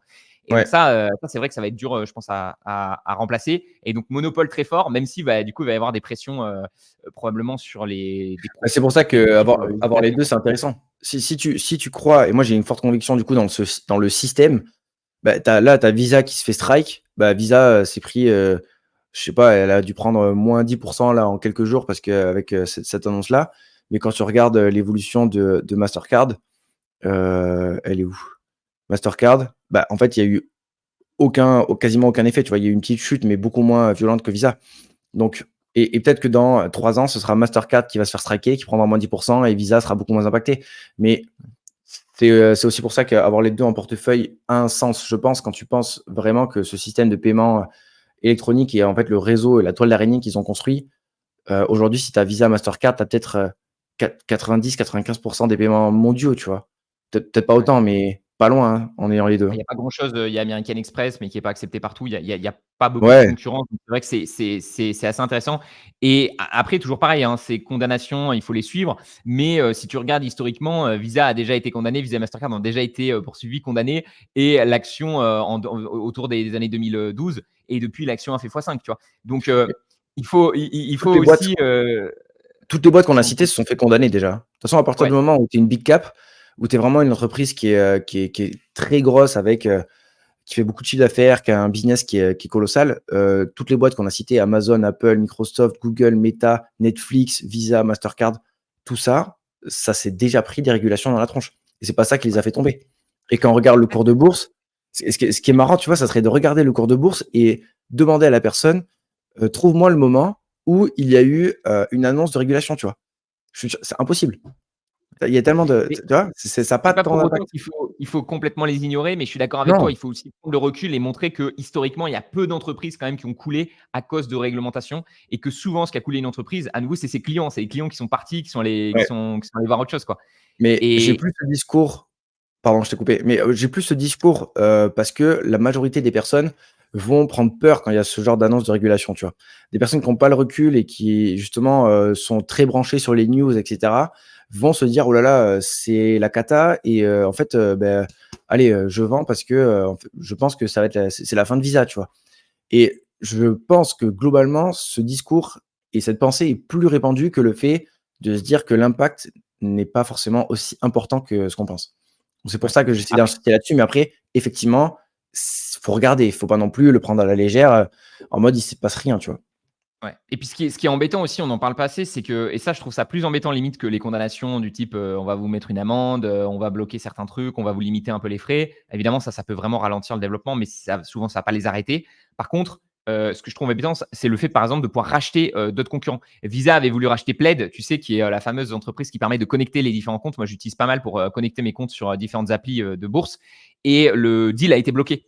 Il me semble qu'ils avaient voulu acheter Square aussi, qui fait du paiement, et ils ont été bloqués. Donc en gros, euh, le problème de ces big tech, c'est qu'elles sont tellement grosses qu'en effet, maintenant, si elles veulent racheter des plus petites boîtes, ben, quasiment tout le temps aux États-Unis, ça va être bloqué parce qu'on considère qu'elles sont déjà trop grosses. Et donc, c'est un peu dommage parce que c'est vrai que cette solution d'aller racheter, des concurrents qui sont déjà développés sur certaines solutions, bah, ça pourrait être une solution de. C'est quand même une manière on sait que c'est pas notre croissance préférée, la croissance inorganique. On préfère que Ouais. l'entreprise développe ses propres solutions pour se développer. Mais c'est vrai que des rachats, stratégiques, qui complètent un petit peu une offre existante, c'est quand même, ça peut être puissant, et c'est un petit peu dommage qu'elle soit bloquée là-dessus. À nouveau, je pense pas que ça les empêchera de se développer, mais c'est peut-être qu'au lieu de faire 15% de croissance par an des bénéfices, elle va peut-être faire 12. Et donc, si elle fait Ouais, 12, bah, c'est moins bien, quoi. Mais à nouveau, ça reste ça des reste boîtes, une bonne et boîte, c'est ouais. ça qu'il faut surveiller. Et ça reste une croissance, quand même, à deux chiffres, quoi. Et c'est ce qu'on vise quand on veut faire mieux que le marché. Évidemment, on sait que le S&P 500, ça fait entre 8 et 10% de croissance des bénéfices. Si on veut faire mieux que ça, il faut aller taper des boîtes qui font entre 12 et 15, quoi. Donc, à nouveau, des boîtes qui sont très bien positionnées sur leur secteur et qui ont, le vent dans le dos, comme disent les Anglais, ils appellent ça les headwinds. Donc, vraiment le vent dans le dos qui va les pousser vers une tendance, et qui va les aider en fait à continuer de faire de la croissance parce qu'elles sont bien positionnées tout simplement, sur cette Mais, tendance-là. ça, du coup, ouais, ça demande un gros travail de recherche, mais pour les personnes qui nous écoutent, déjà, si vous faites, l'effort d'analyser vos entreprises et d'éviter toutes les entreprises, qui, bah, justement, qui font pas de croissance, qui font des croissances très faibles, qui sont beaucoup endettées et cetera. Moi, j'essaie d'expliquer aux membres du programme SPAC, les personnes que j'accompagne, que l'analyse d'action, c'est certes, il faut aller là où on pense, et on a une forte conviction et on pense que l'entreprise va bien évoluer. Mais avant ça, avant de prendre cette décision-là, c'est surtout enlever 99% des entreprises qui ne répondent pas à ces critères-là, tu vois? Et en fait, tu sais, on parlait de Charlie Munger, il y a quelque temps, invert, always invert, la phrase qu'il disait, donc inverser, toujours inverser. Genre en mode déjà, en enlevant tout ce qu'on veut pas avec des filtres assez simples, vous allez éviter énormément d'entreprises. Parce que toi, tu es pas trop sur Instagram, donc tu reçois pas des messages de personnes qui achètent, des entreprises, mon gars, je te jure, des fois, je m'arrache les cheveux, mais il y a des personnes qui ont des portefeuilles. Là, il y a pas très longtemps, j'en ai eu un qui avait fait moins 40% entre 2022 et 2024. Mais comment c'est possible? Genre, comment Alors c'est que les possible, tu vois? marchés, ouais, Oui, ouais, les c'est marchés, pas les marchés ont à la limite, explosé, si tu achètes du Coca-Cola et tu sous-performes, mais tu vois, tu prends quand même des mais dividendes et tu es quand même en ouais, mais positif. Tu fais moins 40%, c'est que vraiment que tu es allé chercher des trucs, bah, du tu as Orpea, essayé tu de vois, jouer des des mecs, coups, ouais, des mecs qui sont placés sur c'était une personne qui s'est placée sur Orpea en se disant, «Vas-y, c'est tellement bas que ça va remonter». Tu vois? Ce genre d'erreur tellement c'est tellement basique. Donc c'est pour ça aussi, enfin, moi, je prêche pour ma paroisse parce que j'accompagne les gens et forcément, je gagne ma vie aussi comme ça. Mais clairement, la dette de l'ignorance, c'est pas qu'une légende, hein. Genre, ces personnes-là, si elles avaient pris le temps de se former, même pas forcément avec un programme poussé d'accompagnement, que ce soit, mais au moins d'avoir les bases, ça leur aurait déjà évité de gagner de l'argent. Peut-être qu'ils auraient pas eu une bonne performance, de perdre de l'argent, mais au moins ils auraient eu une performance, moyenne, mais une performance quand même, tu vois? Non, mais c'est sûr, c'est sûr. Les critères quantitatifs, là, moi, j'ai refait, justement, je suis en train de refaire la partie deep dans la méthode Trident. Donc, je réexplique tout mon système d'analyse avec les fameuses 3 parties. Donc, la partie quantitative, la partie qualitative et la partie valorisation. Et en effet, ce que je précise dans la partie quanti, c'est que en fait, ça te fait gagner, ça te sécurise déjà tellement parce que, tu vois, de base, là, sur le screener, Trident, on note 2 200 entreprises. Quand tu prends les entreprises vertes, donc celles qui, pour moi, ont les meilleurs critères, plus de 15 sur 20 en termes de notes, il y en a plus que 90. Donc, Ouais. moi, c'est même un tri qui est peut-être un peu extrême, tu vois. C'est-à-dire que dans les 90, tu vois, il y a certaines boîtes qui vont être très qualitatives. On a parlé d'Amazon et Netflix qui vont pas forcément être qualifiées, notamment parce que notre système, il est quand même un biais vers le dividende et vers le fait que l'entreprise soit extrêmement profitable. Donc, des entreprises qui ne le sont pas encore tout à fait, ça a peut-être moins bien fonctionné. Mais au moins, je me dis, il vaut mieux des fois être plus prudent que pas assez. Et de toute façon, déjà, 90 entreprises, les gens ne se rendent pas forcément compte, mais 90 entreprises, déjà, C'est beaucoup. si chaque entreprise, tu passes 1 heure ou 2 dessus, et encore en 1 heure ou 2, tu n'as peut-être pas toutes les infos, bah, en fait, ça te fait déjà Ouais. beaucoup de travail pour aller trouver celles qui vont correspondre à ton portefeuille. Et c'est pour ça que tu n'en as pas besoin de tant que ça, quoi. Il faut aller vraiment sur. Et et on pourra jamais avoir toutes les opportunités du monde, hein. Genre, il y a aucun Non, investisseur sur cette planète qui a pris toutes les opportunités, tous les bons moves, et cetera, tu vois? On va en rater plein, mais l'idée, par contre, c'est de quand on fait nos choix, eh bien, on est sûr, on a fait notre analyse mmh. et on l'achète du coup, une action qui a des bonnes finances, qui a un bon business, et qui a une valorisation, intéressante. Et quand par contre, ça aussi, tu vois, c'est quelque chose, qui est important, mais quand on trouve justement ce genre d'action-là, qu'il y a tout qui «s'aligne» entre guillemets, il faut pas non plus trop hésiter à y aller, tu vois? Ça aussi, c'est quelque chose que je vois, c'est il y a des gens, ils me disent: «Ouais, j'ai fait une analyse d'entreprise, elle est top et tout, elle a une valorisation intéressante», et en fait, ils mettent, 1 du portefeuille dessus. Mais Tu on vois? en revient à ce qu'on disait. Moi, ce qui me rend fou en bourse, tu vois, c'est que, tu vois, les gens, par exemple, il y a plein de gens en France, ils ont 90 de leur patrimoine dans leur résidence principale. Et les mecs, ils sont sereins, tu vois. Ou alors, des petits entrepreneurs en France qui ont 90 de leur patrimoine dans leur société et ils sont sereins. Pourquoi ils sont sereins? À mon avis, c'est parce qu'ils connaissent la boîte. Mais si tu analyses un peu le truc, tu te dis: «OK, ta boîte, alors déjà, tu es sur un sous-segment, tu as beaucoup de compétiteurs, tu es, dans un marché français qui est, voilà, tu es juste en France, tu es même dans une région spécifique, dans un lieu spécifique, tu sais que tu dépends de gros clients». Enfin, si tu fais une analyse, tu te dirais: «Mais c'est tellement risqué» et tu as mis 90 de ton patrimoine là-dedans. C'est l'équivalent en bourse d'un mec qui mettrait 90 de son patrimoine dans une small cap, tu vois? Et on lui dirait Ouais. tous: «Bah, quand même, c'est dangereux». Et au contraire, quand tu as des gens qui mettent 1% dans, enfin, tu vois, qui vont acheter, quand je vais dire que j'ai acheté 10 actions type Amazon, tu vois, ils vont dire: «Ah, c'est hyper risqué, tu as que 10 actions en portefeuille». Mais moi, si j'avais 100% de mon portefeuille dans une entreprise comme Apple ou comme Google, je serais déjà sécurisé, tu vois, parce qu'en fait, je me dirais déjà, il y a déjà, tu vois, c'est déjà un tel énorme business. Alors évidemment, on va pas s'amuser à faire ça, on va essayer d'en prendre plusieurs, mais à nouveau, quand tu as fait bien ton boulot et que tu as des fortes convictions, et c'est ce qui se passe, de toute façon, plus tu te formes et moins tu as d'entreprises et plus tu te diriges vers les entreprises qui cochent vraiment toutes tes cases et dans lesquelles tu es complètement confiant. Et en effet, pour bénéficier du coup de ce que vont gagner ces entreprises-là, tu sais que tu dois avoir un portefeuille assez concentré parce que chaque fois que tu rajoutes une entreprise, tu dilues la qualité de ton portefeuille. Et même si ton entreprise, le pire, ça serait que ton entreprise, elle réussisse, mais que tu n'as mis que 1 ou 2 de ton capital dedans. Et donc, en fait, le succès n'est pas vraiment au rendez-vous. Tu sais, moi j'ai un exemple, je peux partager, hein. Heu, attends. Bon, je me suis perdu, mais en gros, j'ai acheté une entreprise en 2020, c'est, Carlisle. C'est une entrep que j'ai toujours en portefeuille et elle m'a fait 280 de performance. Insane, tu vois? Ben, my bad, j'avais foutu, 300 balles, tu vois? Après, C'est le j'avais pas genre les de. mêmes moyens à l'époque, j'avais pas les mêmes connaissances et cetera, mais en vrai, celle-là, même si je la rachèterais pas aujourd'hui et que ça répond pas forcément à mes critères, je la garde. Juste pour la Juste pour frime, avoir, quoi. quand tu vas sur l'appli, tu vois Tu vois? gros Putain, montant celle-là, vert. elle m'a fait 280. J'ai pas beaucoup d'argent dessus, mais il y a la Ouais. photo, tu vois? Ouais, ouais. Non, mais c'est vrai qu'il faut faire attention aussi à ça parce qu'en effet, et c'est pour ça souvent sur tu sais, tu peux trier par, le pourcentage que tu as gagné ou le montant que tu as gagné. Moi, j'ai tendance Mmh. à trier plutôt Ouais. par le montant gagné parce que ce qui compte finalement, c'est ça, c'est le montant total. C'est bien d'avoir fait x3 sur une action, mais à nouveau, si tu as mis 100 € et que voilà, en fait non, l'action où tu as peut-être pas gagné tant que ça, Tu vois, moi, j'ai dû gagner beaucoup moins sur Mastercard, mais en fait, j'ai mis tellement de capital sur Mastercard que, en fait, ça représente tout de suite des sommes beaucoup plus importantes. Donc, ouais, non, c'est important d'avoir une concentration quand même importante dans les entreprises Ouais. que tu viens, quoi. Et du coup, pour revenir un peu au sujet pour terminer, en gros, ce qu'il faut regarder pour éviter de tomber sur une entreprise qui va dans le mauvais sens. Il y a par exemple Kodak qui est très connu, qui était une entreprise qui faisait des appareils photo, plutôt de l'argentique, etc., vraiment du physique, et qui ont coulé avec l'arrivée du numérique parce qu'ils ont justement pas réussi à prendre ce virage-là. Donc, comment est-ce que toi, tu t'observes et tu regardes. Imaginons, je vais reformuler ma question, mais imaginons aujourd'hui une entreprise comme. Bah, on va prendre Netflix, tu vois, par exemple. On en parlait tout à l'heure. Comment est-ce que tu détermines si Netflix prend la bonne direction ou non, tu vois? C'est assez compliqué. Genre, c'est vraiment le truc, je pense, qui est très difficile à anticiper, et je pense que ça peut tomber plus rapidement que ce qu'on pense, et basculer, tu sais, du mauvais côté en fait, c'est un super business et cetera, et il a pas pris Alors, le move. moi, je pense pas que la faillite, elle se fait d'un coup, tu vois? Justement, il faut sortir de ça. Je pense que tu analyses une boîte et la décision de vendre, elle est toujours compliquée, comme tu l'as souligné, parce que, Mmh. d'un côté, des fois, tu te dis: «Ça se trouve, c'est juste un petit problème passager». Tu vois? À un moment, ils avaient perdu des subscribers, notamment, quand il y avait eu l'histoire en Russie et donc l'action s'était écroulée et tout. Donc là, c'était compliqué. Heu et en même temps, bah, en fait, c'était que passager et aujourd'hui, elle a complètement récupéré. Donc, tu vois, il faut avoir un petit peu ce recul.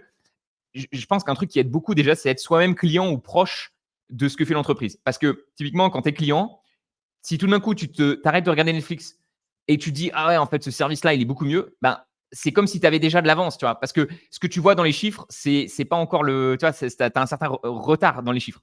Après, les chiffres, ils t'indiquent déjà les choses. C'est-à-dire que généralement, si tu vois une entreprise, par exemple, qui faisait 20% de croissance et tout à coup, elle fait plus que 10%, tu peux dire, tiens, peut-être qu'ils ont atteint une certaine maturité, pourquoi ils sont en train de ralentir, quoi.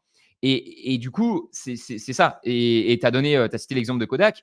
Je pense que Kodak, tu pouvais commencer à sentir que bah, il y avait des nouveaux modèles d'appareils photo qui sortaient et que c'était pas Kodak qui les proposait.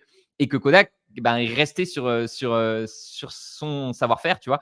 Donc moi, je me méfierais beaucoup des entreprises aussi très bureaucratiques. Je pense qu'aujourd'hui, ce qui est bien avec les GAFAM, c'est qu'on a quand même des entreprises qui sont nées dans l'ère de Internet et qui sont toujours, tu vois, Google aujourd'hui se fait challenger par rapport à l'IA, mais bah, ils mettent beaucoup de capital pour essayer de développer eux aussi une solution là-dessus. Donc, tu vois, ça, c'est un truc que j'apprécie parce que ce que j'aurais pas aimé typiquement sur une entreprise comme Google, c'est de dire non, mais l'IA, on n'y croit pas. Tu vois, c'est exactement ce qu'avait dit Kodak. On ne croit pas à la Ouais. photo. Nous on reste là-dessus parce que c'est ça l'avenir, quoi. Ça, je m'inquiéterais, tu vois. Donc, Et c'est juste, par c'est rapport à ça. ce que tu as dit, c'est très intéressant. Moi, j'ai un critère, je vais partager mon écran, mais j'ai un critère que je regarde, je pense que tu peux l'afficher. Ouais. Alors merde, vas-y, comme par hasard, ça, hop là, raté, ici. C'est un critère que je regarde, c'est, justement, en fait, l'évolution par exemple, de la croissance, tu vois, du chiffre d'affaires à 5 ans et à 10 ans. Je sais que c'est un critère que tu regardes, mais tu sais, j'ai un système de notation et j'ai ce critère-là qui est pour moi très important, c'est l'évolution de la croissance. Et en fait, j'attribue beaucoup de points à une entreprise qui a une croissance supérieure, au niveau de sa moyenne à 5 ans, que sa croissance à 10 ans. Parce que justement, si sa croissance, du coup, à 5 ans est supérieure de celle à 10 ans, ça veut tout simplement dire qu'elle est plutôt sur une pente ascendante. Ici, on a Apple, tu vois? On a Apple, on voit que justement, sur les dernières années, ça a tendance à un petit peu ralentir. Donc elle prend 0 point ici. Mais si je prends, par exemple, les actions, Alphabet, je pense que ça va être bon. Si je descends un petit peu, à ce moment-là, je pense que là, du coup, c'est l'inverse.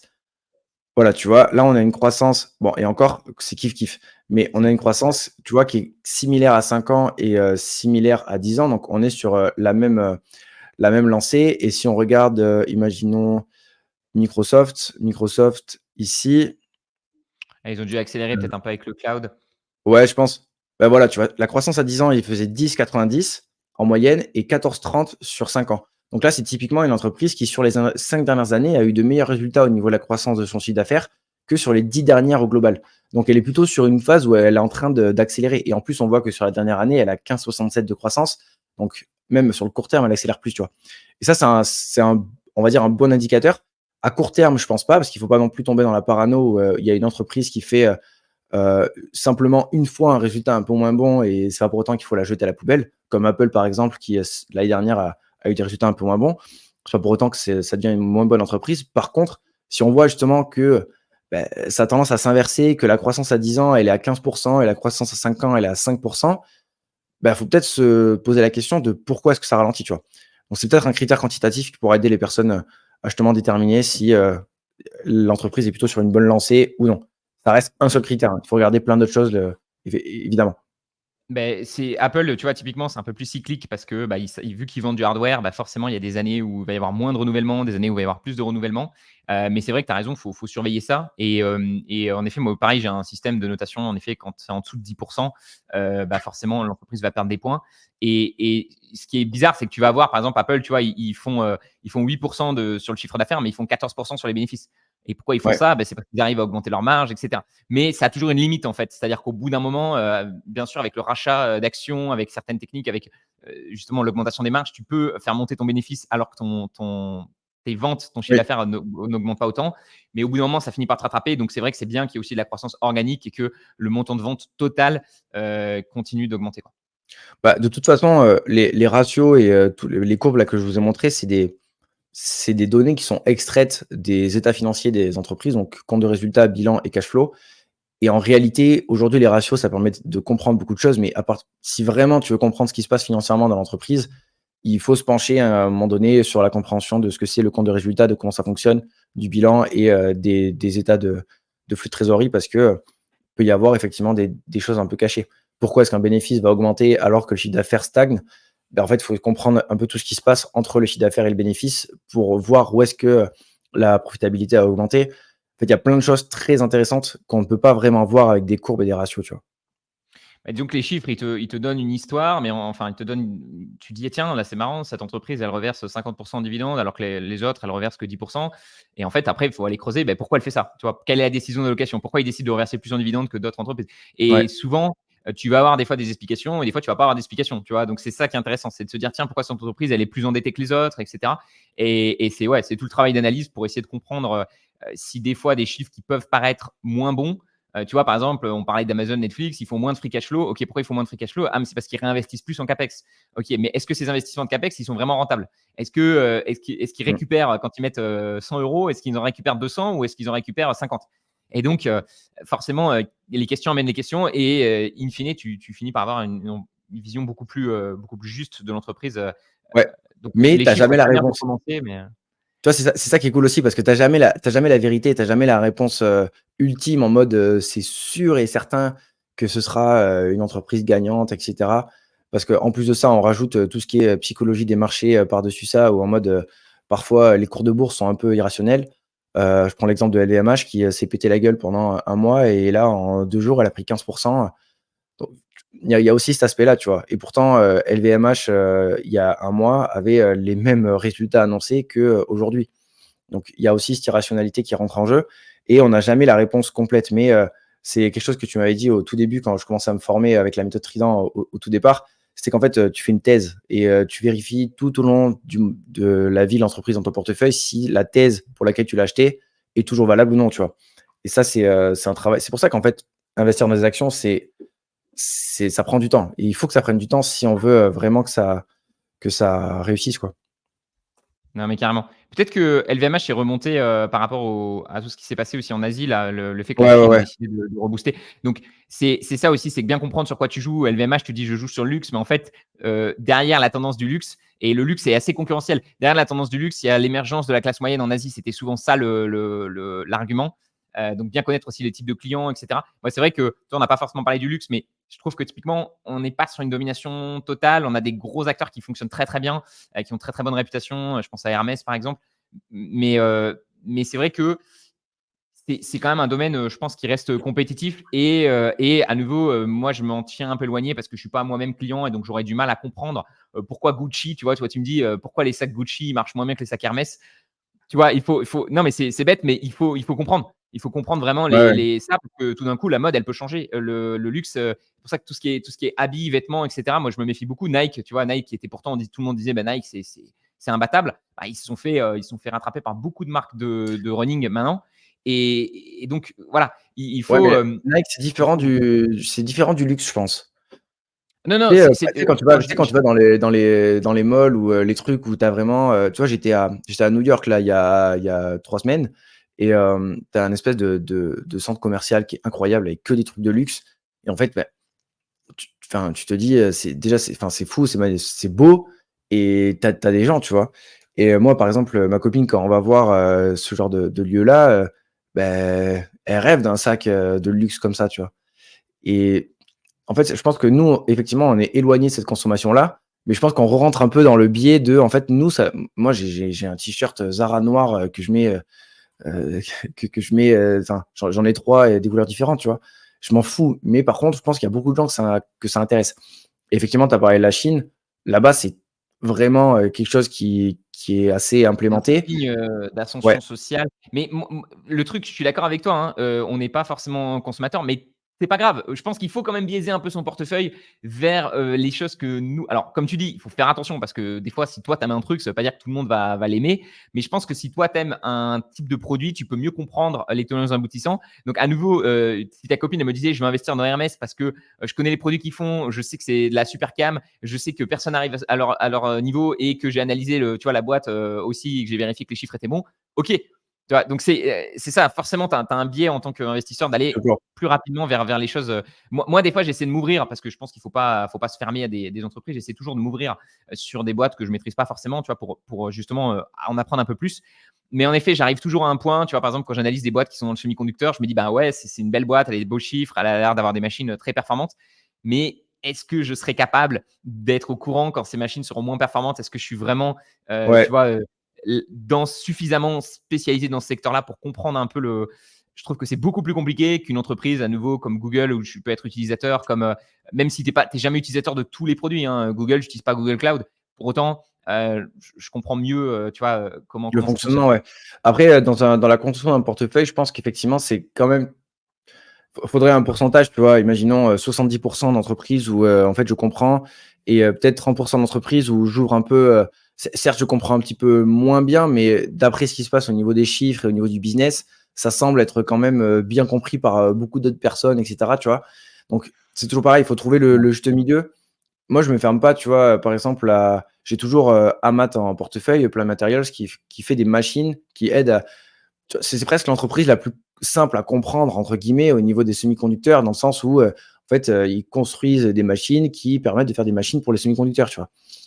Tu es pas dans l'ultra technique, l'ultra, nano, centimètre de, conception et cetera. Ça reste, Si tu creuses Amat, moi oui, si tu creuses Amat, tu vas vite te rendre compte que quand même, il y a de la compétition sur certains types de marchés, qu'ils ont des concurrents, tu vois, qui sont aussi très bien capitalisés. Je pense par exemple à Lam Research, sur mmh, certains segments. Donc c'est simple et en même temps, tu vois, tu pourrais dire Intel, c'est simple, ils font des puces, que tu vas retrouver dans tous les ordis. OK, j'investis dedans parce qu'en plus je connais la marque Intel, ils sont quand même réputés, tu vois? Et en fait, tu te fais ken. Donc ouais, ouais, voilà, je dis pas qu'il faut tout connaître sur l'entreprise, mais je pense qu'il faut surtout comprendre et c'est ce qu'on disait, c'est-à-dire le danger, c'est quand l'entreprise tout d'un coup elle perd son monopole, elle perd son leadership et le truc, c'est que pour savoir au moment où elle perd le leadership, bah, faut quand même, je pense, maîtriser un peu, tu vois, cette boîte-là. le sujet, ouais. J'ai j'ai noté les faillites, qu'on peut repasser rapidement, les faillites célèbres des grandes boîtes qui ont coulé. Je trouve ça intéressant de regarder justement par le passé qu'est-ce qui a coulé. Ils nous mettent Lehman Brothers. Bon, Lehman Brothers, clairement, ils étaient que Ouais, intéressés par l'argent. C'était une banque qui était quand même très avide. Et ça, c'est un truc que je me méfie beaucoup. Une entreprise qui dirait, nous, ce qui nous intéresse, c'est juste gagner un maximum d'argent. Euh, c'est pas les entreprises qui fonctionnent. Les entreprises qui fonctionnent, c'est les entreprises qui vous disent non, on a des valeurs, on a une mission, ouais, mais etc. Donc et qui ont des ça, je projets, pense ouais. que c'est important. Enron, eh ben ça c'est très important. Tu sais, c'était la fameuse entreprise qui avait fait des pratiques comptables frauduleuses, qui avait gonflé Ouais, artificiellement ses bénéfices. Donc ça, Enron, bah, typiquement, bien vérifié. Notamment, on a des scores qui permettent de savoir si les bilans peuvent être trafiqués ou pas et s'assurer au maximum que bah, tout est carré là-dessus. Donc ça aussi, c'est important. General Motors, qui avait fait faillite. Bon, aujourd'hui, elle est repartie, mais clairement, bah, General Motors, je pense que l'industrie, c'est le problème, hein. C'est-à-dire que les voitures, très compliqué. ouais, Kodak, on en a parlé, bah, ils ont pas su transitionner. Blockbuster, on en a parlé, c'est exactement pareil. Et Toys R Us, en 2017, qui a fait faillite, pareil, c'est un peu, tu te fais bouffer par des concurrents qui achètent. Tu vois, tu te dis quel est l'avantage compétitif de Toys R Us quand des magasins qui vendent des jouets. C'est un petit peu comme tu vois, tous ces vieux magasins qui sont en physique, alors que tu sais qu'aujourd'hui, tu peux tout acheter sur Internet. c'est là, Ouais. forcément, c'est Et tu compliqué. sais, c'est marrant parce qu'il y a d'autres exemples là que j'ai trouvé. Il y a Polaroid qui a fait faillite en 2001. Il y a Xerox. Xerox, c'était une marque qui faisait des photocopieurs en 1970, Ouais, les qui a fait imprimantes. également faillite. Et en fait, c'est rigolo parce que c'est un peu le même, le même système que Kodak, par exemple. C'est des entreprises qui ont vraiment, en fait, qui ont raté la tendance, tu vois. En fait, et du coup, un peu la conclusion de cette vidéo, je pense, ça pourrait être d'essayer de toujours comprendre et de s'intéresser à quelles vont être les nouvelles tendances, sans non plus foncer tête baissée dedans, mais juste s'intéresser et comprendre. Et comme tu le disais tout à l'heure, si Google disait ouais, l'IA balèque et en fait ça nous intéresse pas, bah là c'est warning, tu vois. Et en fait, c'est sûrement ce qui s'est passé sur Xerox, Polaroid, Kodak. Ils ont dit bon, le numérique, on n'y croit pas, balèque. Et en fait, bah, ils se sont fait balayer, quoi. Donc c'est peut-être ouais, c'est ça qu'il faut regarder, je pense. Ouais, mais je suis complètement d'accord avec toi. Pour autant, faut pas rentrer dans l'opposé inverse qui serait de dire: «OK, moi je vais investir dans l'IA, donc je vais acheter, des startups dans l'IA et cetera». Parce que tu sais que là, il y a très peu de chances de réussite. Enfin, c'est vraiment un autre métier quoi, quand tu fais du private equity ou que tu investis vraiment dans des boîtes comme ça très disruptives et il y en a très, très peu qui réussissent quoi. Donc là, avec les grandes boîtes, tu es plutôt sur un gros paquebot et donc faut plutôt t'assurer que le paquebot il reste en place et se De dire ouf. que normalement, il devrait pouvoir bénéficier aussi de ces tendances-là. Tu vois, l'IA, on en parle beaucoup aujourd'hui sur Nvidia, mais finalement, Amazon, ils vont pouvoir te faire des recommandations plus puissantes sur les produits. Meta, ils commencent déjà à gagner plus d'argent grâce à l'IA sur les publicités parce que dans les publicités digitales, ils arrivent à mieux optimiser les pubs grâce justement à l'apprentissage automatique. Donc, c'est pas forcément. Et tu peux même, je sais pas, Domino's Pizza, ils vont peut-être arriver à faire des pizzas plus rapidement parce que ils vont avoir une machine qui va mieux être capable de. Donc finalement, c'est comme Internet, ça va se répandre un petit peu partout et c'est très difficile de savoir qui va en bénéficier. Donc je pense que le plus simple, c'est de parier sur des boîtes qui gagnent déjà aujourd'hui et voilà, qui On ont a vraiment un vent implémenté, dans ouais. le dos et on sent que le management est au courant de ce qui se Ouais. passe et a envie de profiter de ces nouvelles tendances. Par exemple, Microsoft, tu vois? Microsoft, c'est vraiment on en a pas trop parlé, aujourd'hui, mais c'est une boîte, qui a pris un peu le virage de l'IA et qui a déjà le vent dans le dos et en fait, c'est juste, bah, l'IA, va leur mettre une petite tape aux fesses pour aller encore plus vite, quoi. C'est, Ouais. Ils sont donc sont ouais, très très gros sur intéressant. la Très gros sur la partie cloud, ils sont numéro 2 et donc après bon, ça va être un peu la guerre avec Amazon, mais il y a des Ouais, marchés où je pense que tout le monde va bien s'en sortir. Tu vois? Le cloud, typiquement Microsoft, Amazon et Google, je pense que ça va être les 3 grands gagnants et ils vont tous les c'est pour 3 ça que se mettre c'est pour bien. ça que Google, c'est intéressant parce que vu qu'ils sont un petit peu en retard, je pense qu'ils ont une grosse marge de progression aussi sur le cloud actuellement. Ça peut être une bonne source de revenus pour Google parce qu'effectivement Amazon est bien dominant. Microsoft avec, Azure, ils sont pas loin, mais Google est un peu en deçà donc à voir comment ça se passe l'évolution, mais il y a une bonne Ouais. marge de progression quand même. Mais la progression est bien. Donc, tu vois, comme quoi, il y a des secteurs, on avait parlé du streaming. Je pense que le streaming, bon, Amazon Prime et Disney+ vont, je pense, gagner de l'argent, mais c'est plus dur, tu vois, d'être Mmh. rentable sur le streaming parce qu'il faut beaucoup de contenu, en fait, pour être rentable. Sur le cloud, j'ai l'impression que tu vois, ça m'a surpris. Je pensais que Google aurait plus de mal à faire de la croissance parce que justement, tu vois, tu es une grande entreprise, tu décides de choisir ton serveur cloud. Bon, bah, autant partir avec le leader, tu vois, avec celui qui a les meilleurs serveurs, qui a le plus de fonctionnalités et tout.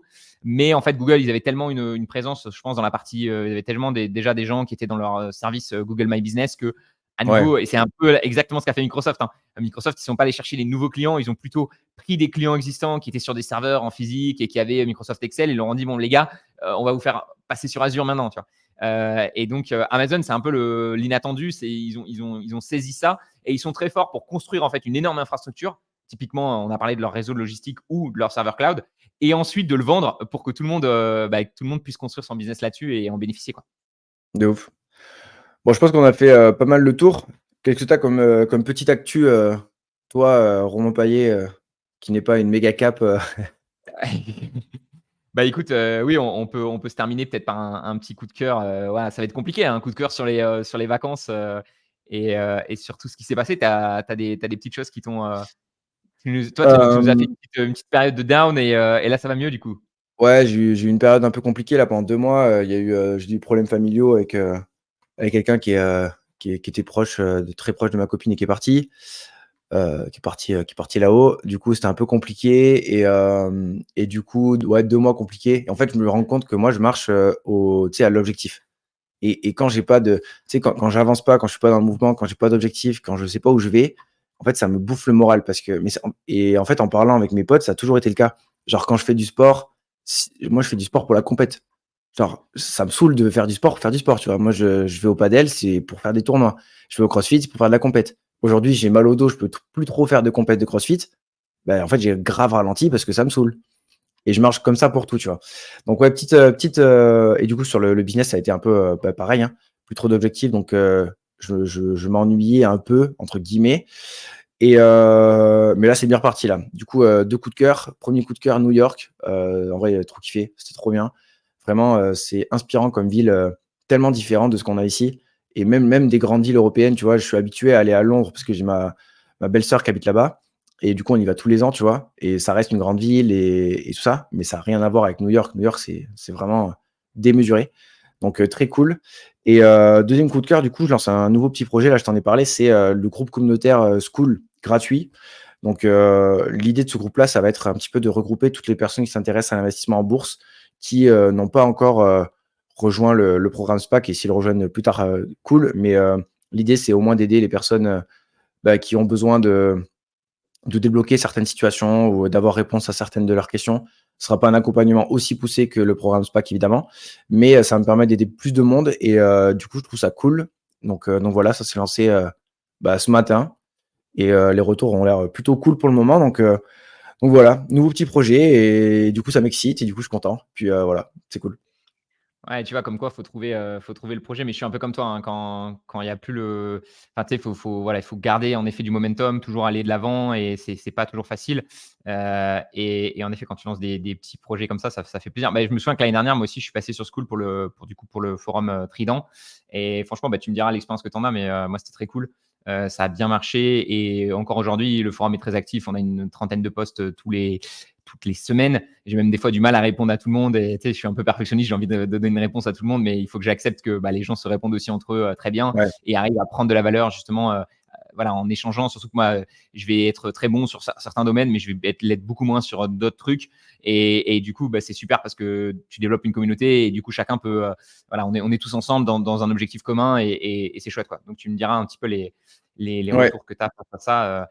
Et je pense que ça va bien se développer. et du coup, petit truc en plus aussi que je t'ai pas dit, mais je pense qu'on va être de plus en plus complémentaires aussi sur nos services parce que je pense que je vais tendre plutôt vers, la gestion patrimoniale. Je commence à m'intéresser au SCPI, notamment pour investir à travers la société. Hem, je suis en train de m'intéresser à d'autres types d'investissements, donc pas forcément pour tout investir dessus, de suite, tu vois? Mais j'ai aussi envie d'apporter ça, cette solution-là, on va dire, à certaines personnes pour qui ça peut être, optimisé. Donc je vais essayer de développer ça, même tout ce qui est un peu fiscalité, parler un peu de l'assurance vie, du PER, ce que je recommande pas forcément pour 90 des gens, mais il y a des cas spécifiques où il y a des gens pour qui ça peut être intéressant d'aller sur ce genre de solution-là. Donc c'est ce que je vais essayer de développer et du coup, j'ai fait la demande là, ça y est, pour être certifié, conseiller financier j'ai tout passé, la demande elle est partie, donc j'attends juste les papiers. Ça, c'est aussi une bonne chose de faite parce que c'était long et chiant, comme on dit. Tout ce qui est formation et toutes les formalités qu'il faut, c'est incroyable. Ah bah, la France, on est quand même, très fort là-dessus Ouais, et tu as tout à fait raison et c'est là, il y a eu un sujet sur le forum récemment qui a été lancé là-dessus. C'est qu'en effet, il y a peut-être un moment où, en France, il y a beaucoup de fiscalité, notamment quand dès que tu passes en fait dans des logiques, d'héritage, ce genre de choses, ouais. des logiques un peu plus Question. compliquées, c'est bien d'aller voir des professionnels, hein. C'est bien d'aller voir des avocats, c'est bien d'aller voir des notaires, c'est bien d'aller voir aussi peut-être des gestionnaires de patrimoine pour, faire un Ouais. peu un point sur l'ensemble. Après, je pense que c'est plus des trucs et c'est pour ça que ça va peut-être plus te correspondre. Ça correspond peut-être plus à des gens qui ont plus de patrimoine aussi. Parce que je pense que quand tu as 10 000 €, si tu commences Oui, à oui, vouloir clairement. acheter, tu sais, il y a des gens, voilà, ils ont 10 000 €, ils veulent acheter des CPI, ils veulent tout faire en même temps et ouais, faut Ça, faire c'est attention parce oui. que je pense que c'est des logiques. Moi, tu vois, là, je vais voir peut-être octobre, peut-être le million. Je suis pas très loin là, et donc c'est possible que ça soit atteint. Et mon patrimoine, malgré ça, malgré que je sois à 1 million d'euros, il est extrêmement simple, quoi. C'est littéralement du cash et des actions en bourse. Voilà. Mais moi, Mais ça me convient. Il y a des gens qui auraient oui, besoin de plus de diversification et d'avoir d'autres choses. Donc ça dépend aussi beaucoup tu as les de ton. connaissances qui te permettent d'être serein avec ça, tu vois? Il y a beaucoup de C'est ça. personnes, qui ne peuvent pas, qui ne le seraient pas, tu vois?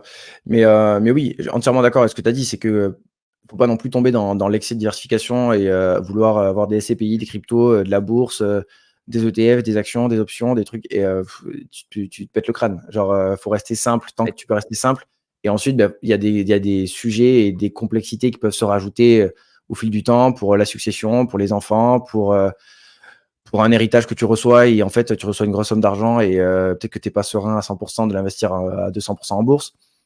Voilà. Et c'est en fait, c'est En, ces en sujets-là fait, qui font ça.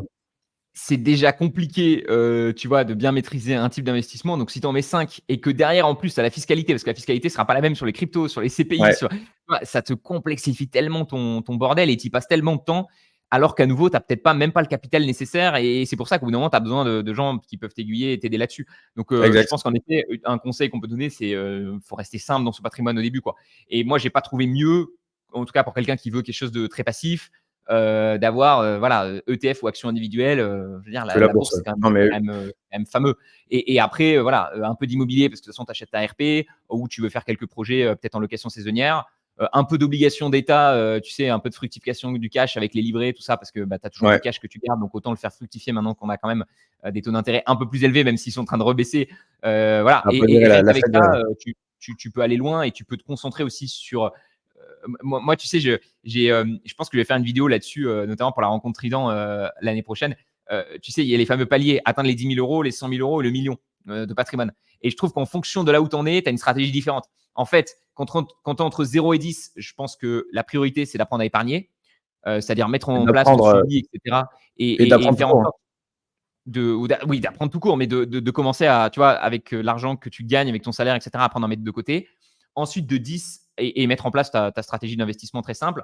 De 10 à 100 000, je pense que là, tu commences à rentrer dans, OK, pour passer 10 à 100 000, bah, va falloir quand même que je puisse épargner plus, donc gagner plus. Et donc là, tu vas t'intéresser à développement de tes compétences aussi sur le marché pour Mm. essayer d'avoir un meilleur salaire. Et je pense que le vrai truc de je cherche à optimiser mes investissements, je cherche à me créer un truc hyper résilient et je peux passer beaucoup de temps dessus, c'est plutôt de 100 000 à 1 million où justement là, quelques points de performance peuvent faire une Beaucoup grosse de différences. différence sur ta performance, quoi. C'est sûr que gagner 2% de plus quand tu as un petit capital, ça fait pas une grosse différence. Et quand tu en as un gros comme moi, ça peut représenter tout de suite des dizaines, voire des centaines de milliers d'euros. Mais Euh, tu sais que j'ai fait un short là, une petite vidéo où, où il y a un mec, je pense qu'il a pas compris, il m'a chié dessus, mais parce qu'en fait c'était ultra logique, mais les gens, je pense, ne s'en rendent pas compte, c'est que du coup son commentaire il m'a fait rire, mais j'ai dit 10% de 1000 non, 100% de 1000 euros ça fait 1000 euros et 10% de 10 000 euros ça fait toujours 1000 euros, tu vois. Et c'est con, hein. Genre, c'est ultra logique, mais c'est ultra vrai. Genre, en mode, il y a des gens qui se cassent la tête parfois à suroptimiser des choses, alors que le focus, il devrait être plutôt sur comment faire pour pouvoir investir plus. Et ensuite, tu rentres dans l'optimisation. Mais c'est une notion qui est très importante. Toi, aujourd'hui, tu fais 10% sur 1 million, bah, tu fais 100 000 sur l'année. ouais. Tu vois? Et, Et même si tu fais que et, 5%, tu fais 50 000. Mais et le pire, c'est que ce qui est compliqué, enfin moi, ce que j'ai remarqué chez les gens, c'est que c'est les gens qui ont très peu d'argent, des fois, qui vont être à fond dans très peu d'argent à placer, qui vont être à fond dans la bourse. Et des fois, des gens qui ont plein d'argent à placer et qui ne s'intéressent pas du tout à comment le placer et comment le faire fructifier. Donc, des fois, tu as une certaine décorrélation entre sur quoi tu devrais te concentrer et sur quoi tu te concentres en ce moment dans ta vie.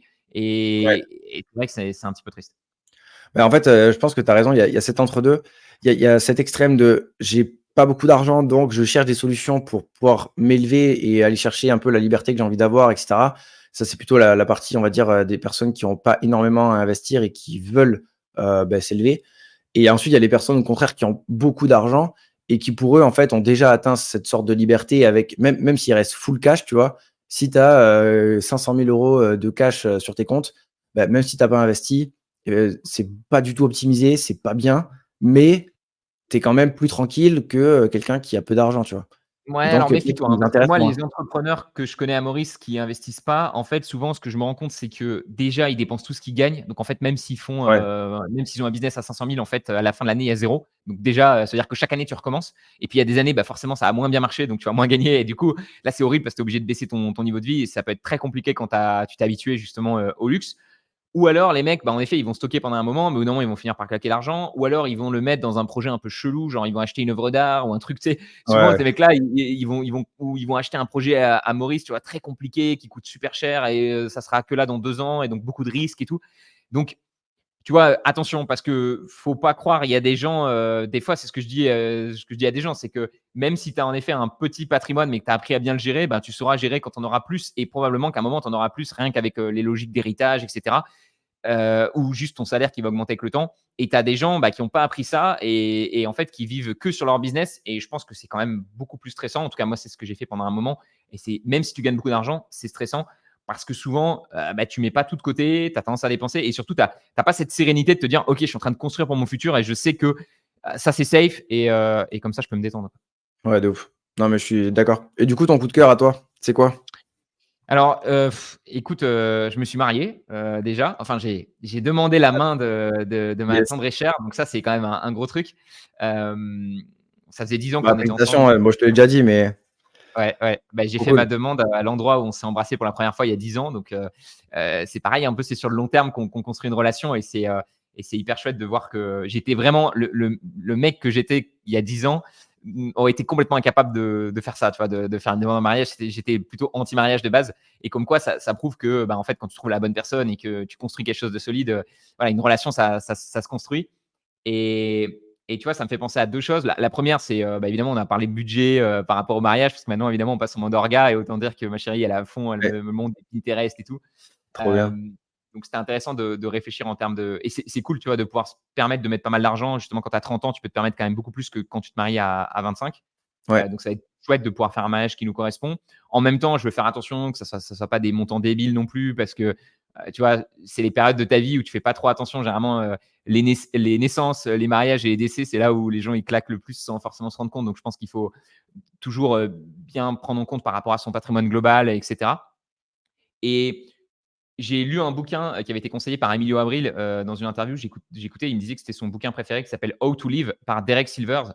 Derek Silvers, c'est un auteur, assez stylé. J'aime beaucoup, ses différents écrits et j'avais jamais lu ce bouquin-là et là, je l'ai attaqué et je trouve que c'est incroyable le bouquin. Donc How to Live. En fait, ce qu'il fait, c'est qu'il part sur, une manière de vivre sa vie, tu vois? Et donc il commence en disant, par exemple: «La vraie manière de vivre sa vie, c'est l'indépendance. Il faut être indépendant», tu vois? Et donc il te sort tout le discours. Il dit, du coup, il faut pas se marier, faut visiter plein de pays, il faut sortir avec plein de filles, il faut avoir plusieurs passeports, il faut avoir un business en ligne parce que tu veux surtout pas être lié, il faut pas avoir d'employés. Donc, tu vois, il te montre vraiment le mec qui va à fond dans être indépendant. Tu vois. Et puis après, il te dit, mais non, en fait, la vraie manière de vivre, c'est de s'engager. Parce que quand tu t'engages, tu peux avoir un chien, tu développes des vraies relations amoureuses, etc. Et ensuite, il te dit, non, en fait, la vraie manière de vivre, c'est de tester plein d'expériences différentes. Parce que si tu testes qu'un seul truc, et en fait, tu vas. Tu vois, et ce que je trouve super intéressant dans ce bouquin, c'est que tu vois qu'en fait, alors j'en suis Il même y a pas à pas la de vérité. conclusion. J'ai hâte de voir la conclusion, mais ça montre bien qu'il n'y a pas de vérité et qu'en effet, on a trop tendance des fois à se dire, suite à une mauvaise expérience qu'on a eue, euh, on va vraiment se tourner. Moi, je sais que durant ma vingtaine, je me suis vraiment tourné en mode, OK, je vais être indépendant, personne me donnera des ordres et tout. Et petit à petit, tu te rends compte qu'en fait, l'engagement, c'est bien aussi. Donc, je crois que c'est vraiment un truc où tu découvres petit à petit qu'en fait, il y a plein de manières de vivre et que il faut créer un petit peu ta propre recette et éviter de tomber dans un dogme avec un discours qui est vraiment orienté sur une Ouais, de seule ouf. stratégie. De toute façon, je pense qu'on a enfin, quand tu es, fermé d'esprit et justement que tu es sur un seul dogme et que tu as pas envie de au minimum d'écouter, des personnes qui ont pas le même avis que toi, je pense que tu te bouffes ta vie tout seul parce qu'il y a tellement de choses à faire et à vivre, à découvrir qu'il y a de la place pour tout le monde et pour enfin, toutes les voies possibles et inimaginables, tu vois? Mais je suis d'accord avec toi que l'engagement est important et l'indépendance aussi. Et là, pour le coup, tu vois, j'ai pareil, j'ai réfléchi à une notion, mais à l'indépendance financière et à la liberté financière, tu vois? Et pour moi, plus j'avance, plus je me dis que la liberté financière, c'est du bullshit. Genre vraiment, c'est le qui réellement, vit en mode liberté financière, je suis rentier et je fais R, tu vois? Personne. Genre en mode tu indép nous, on est indépendants financièrement, on a notre activité et merde, ma caméra, ça tout le temps C'est les, et c'est les on bons a podcasts, là. Quand la caméra elle coupe, c'est-à-dire qu'on a eu des choses à raconter.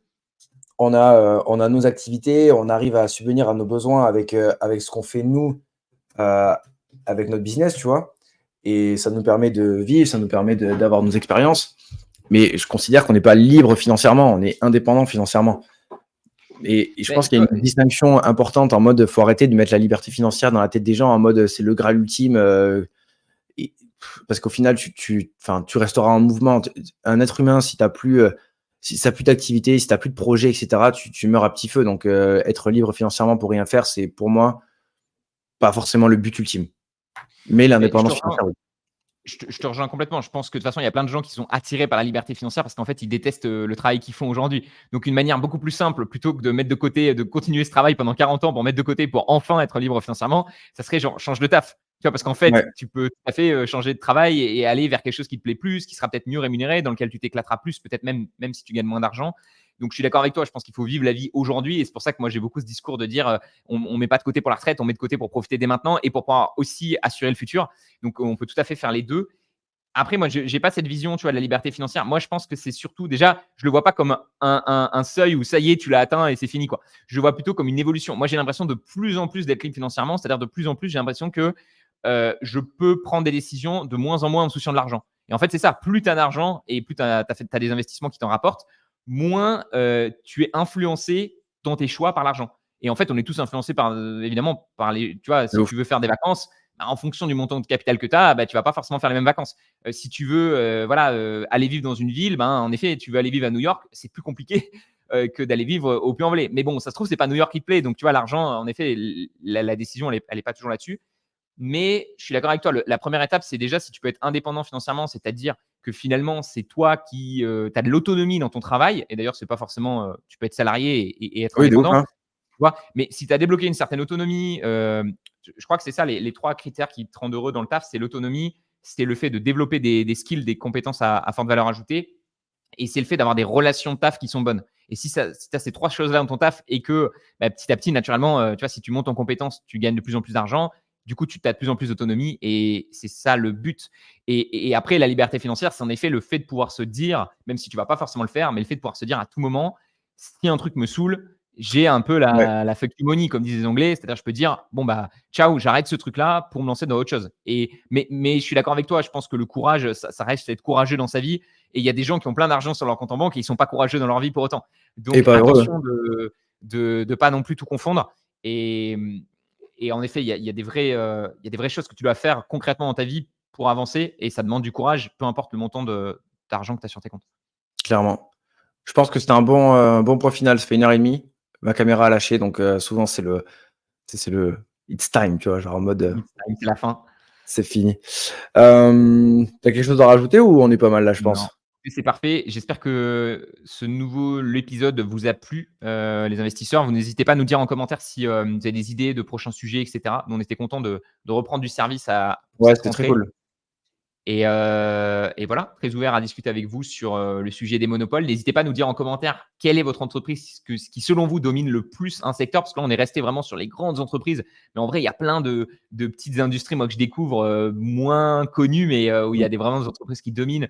Typiquement, les solutions, par exemple, pour entendre, tu sais, les hearing solutions. Il y a des domaines comme ça très spécifiques où souvent, tu vas avoir un ou deux acteurs. Voilà. Et ça peut être intéressant si vous avez des boîtes comme ça en portefeuille où vous vous dites, OK, cette boîte, elle est vraiment en monopole et elle a vraiment une belle tendance de croissance, ça peut être très intéressant que vous nous partagiez ça en commentaire. Yes, 100. Et du coup, ben, on vous dit pas, sûr et certain, on sera là dans 2 semaines. On va essayer de tenir le rythme, hein. Clairement, je pense que l'emploi du temps va se calmer. Mais en tout cas, sachez qu'on reviendra et qu'on prend du plaisir à le faire et merci pour vos retours parce que, à 99 c'est toujours positif, donc c'est très cool et voilà. Yes, À passez tchat, comme on une dit chez bonne nous. semaine et on se revoit la prochaine fois dès qu'on arrive à se caler un petit temps pour se refaire un Yes. podcast.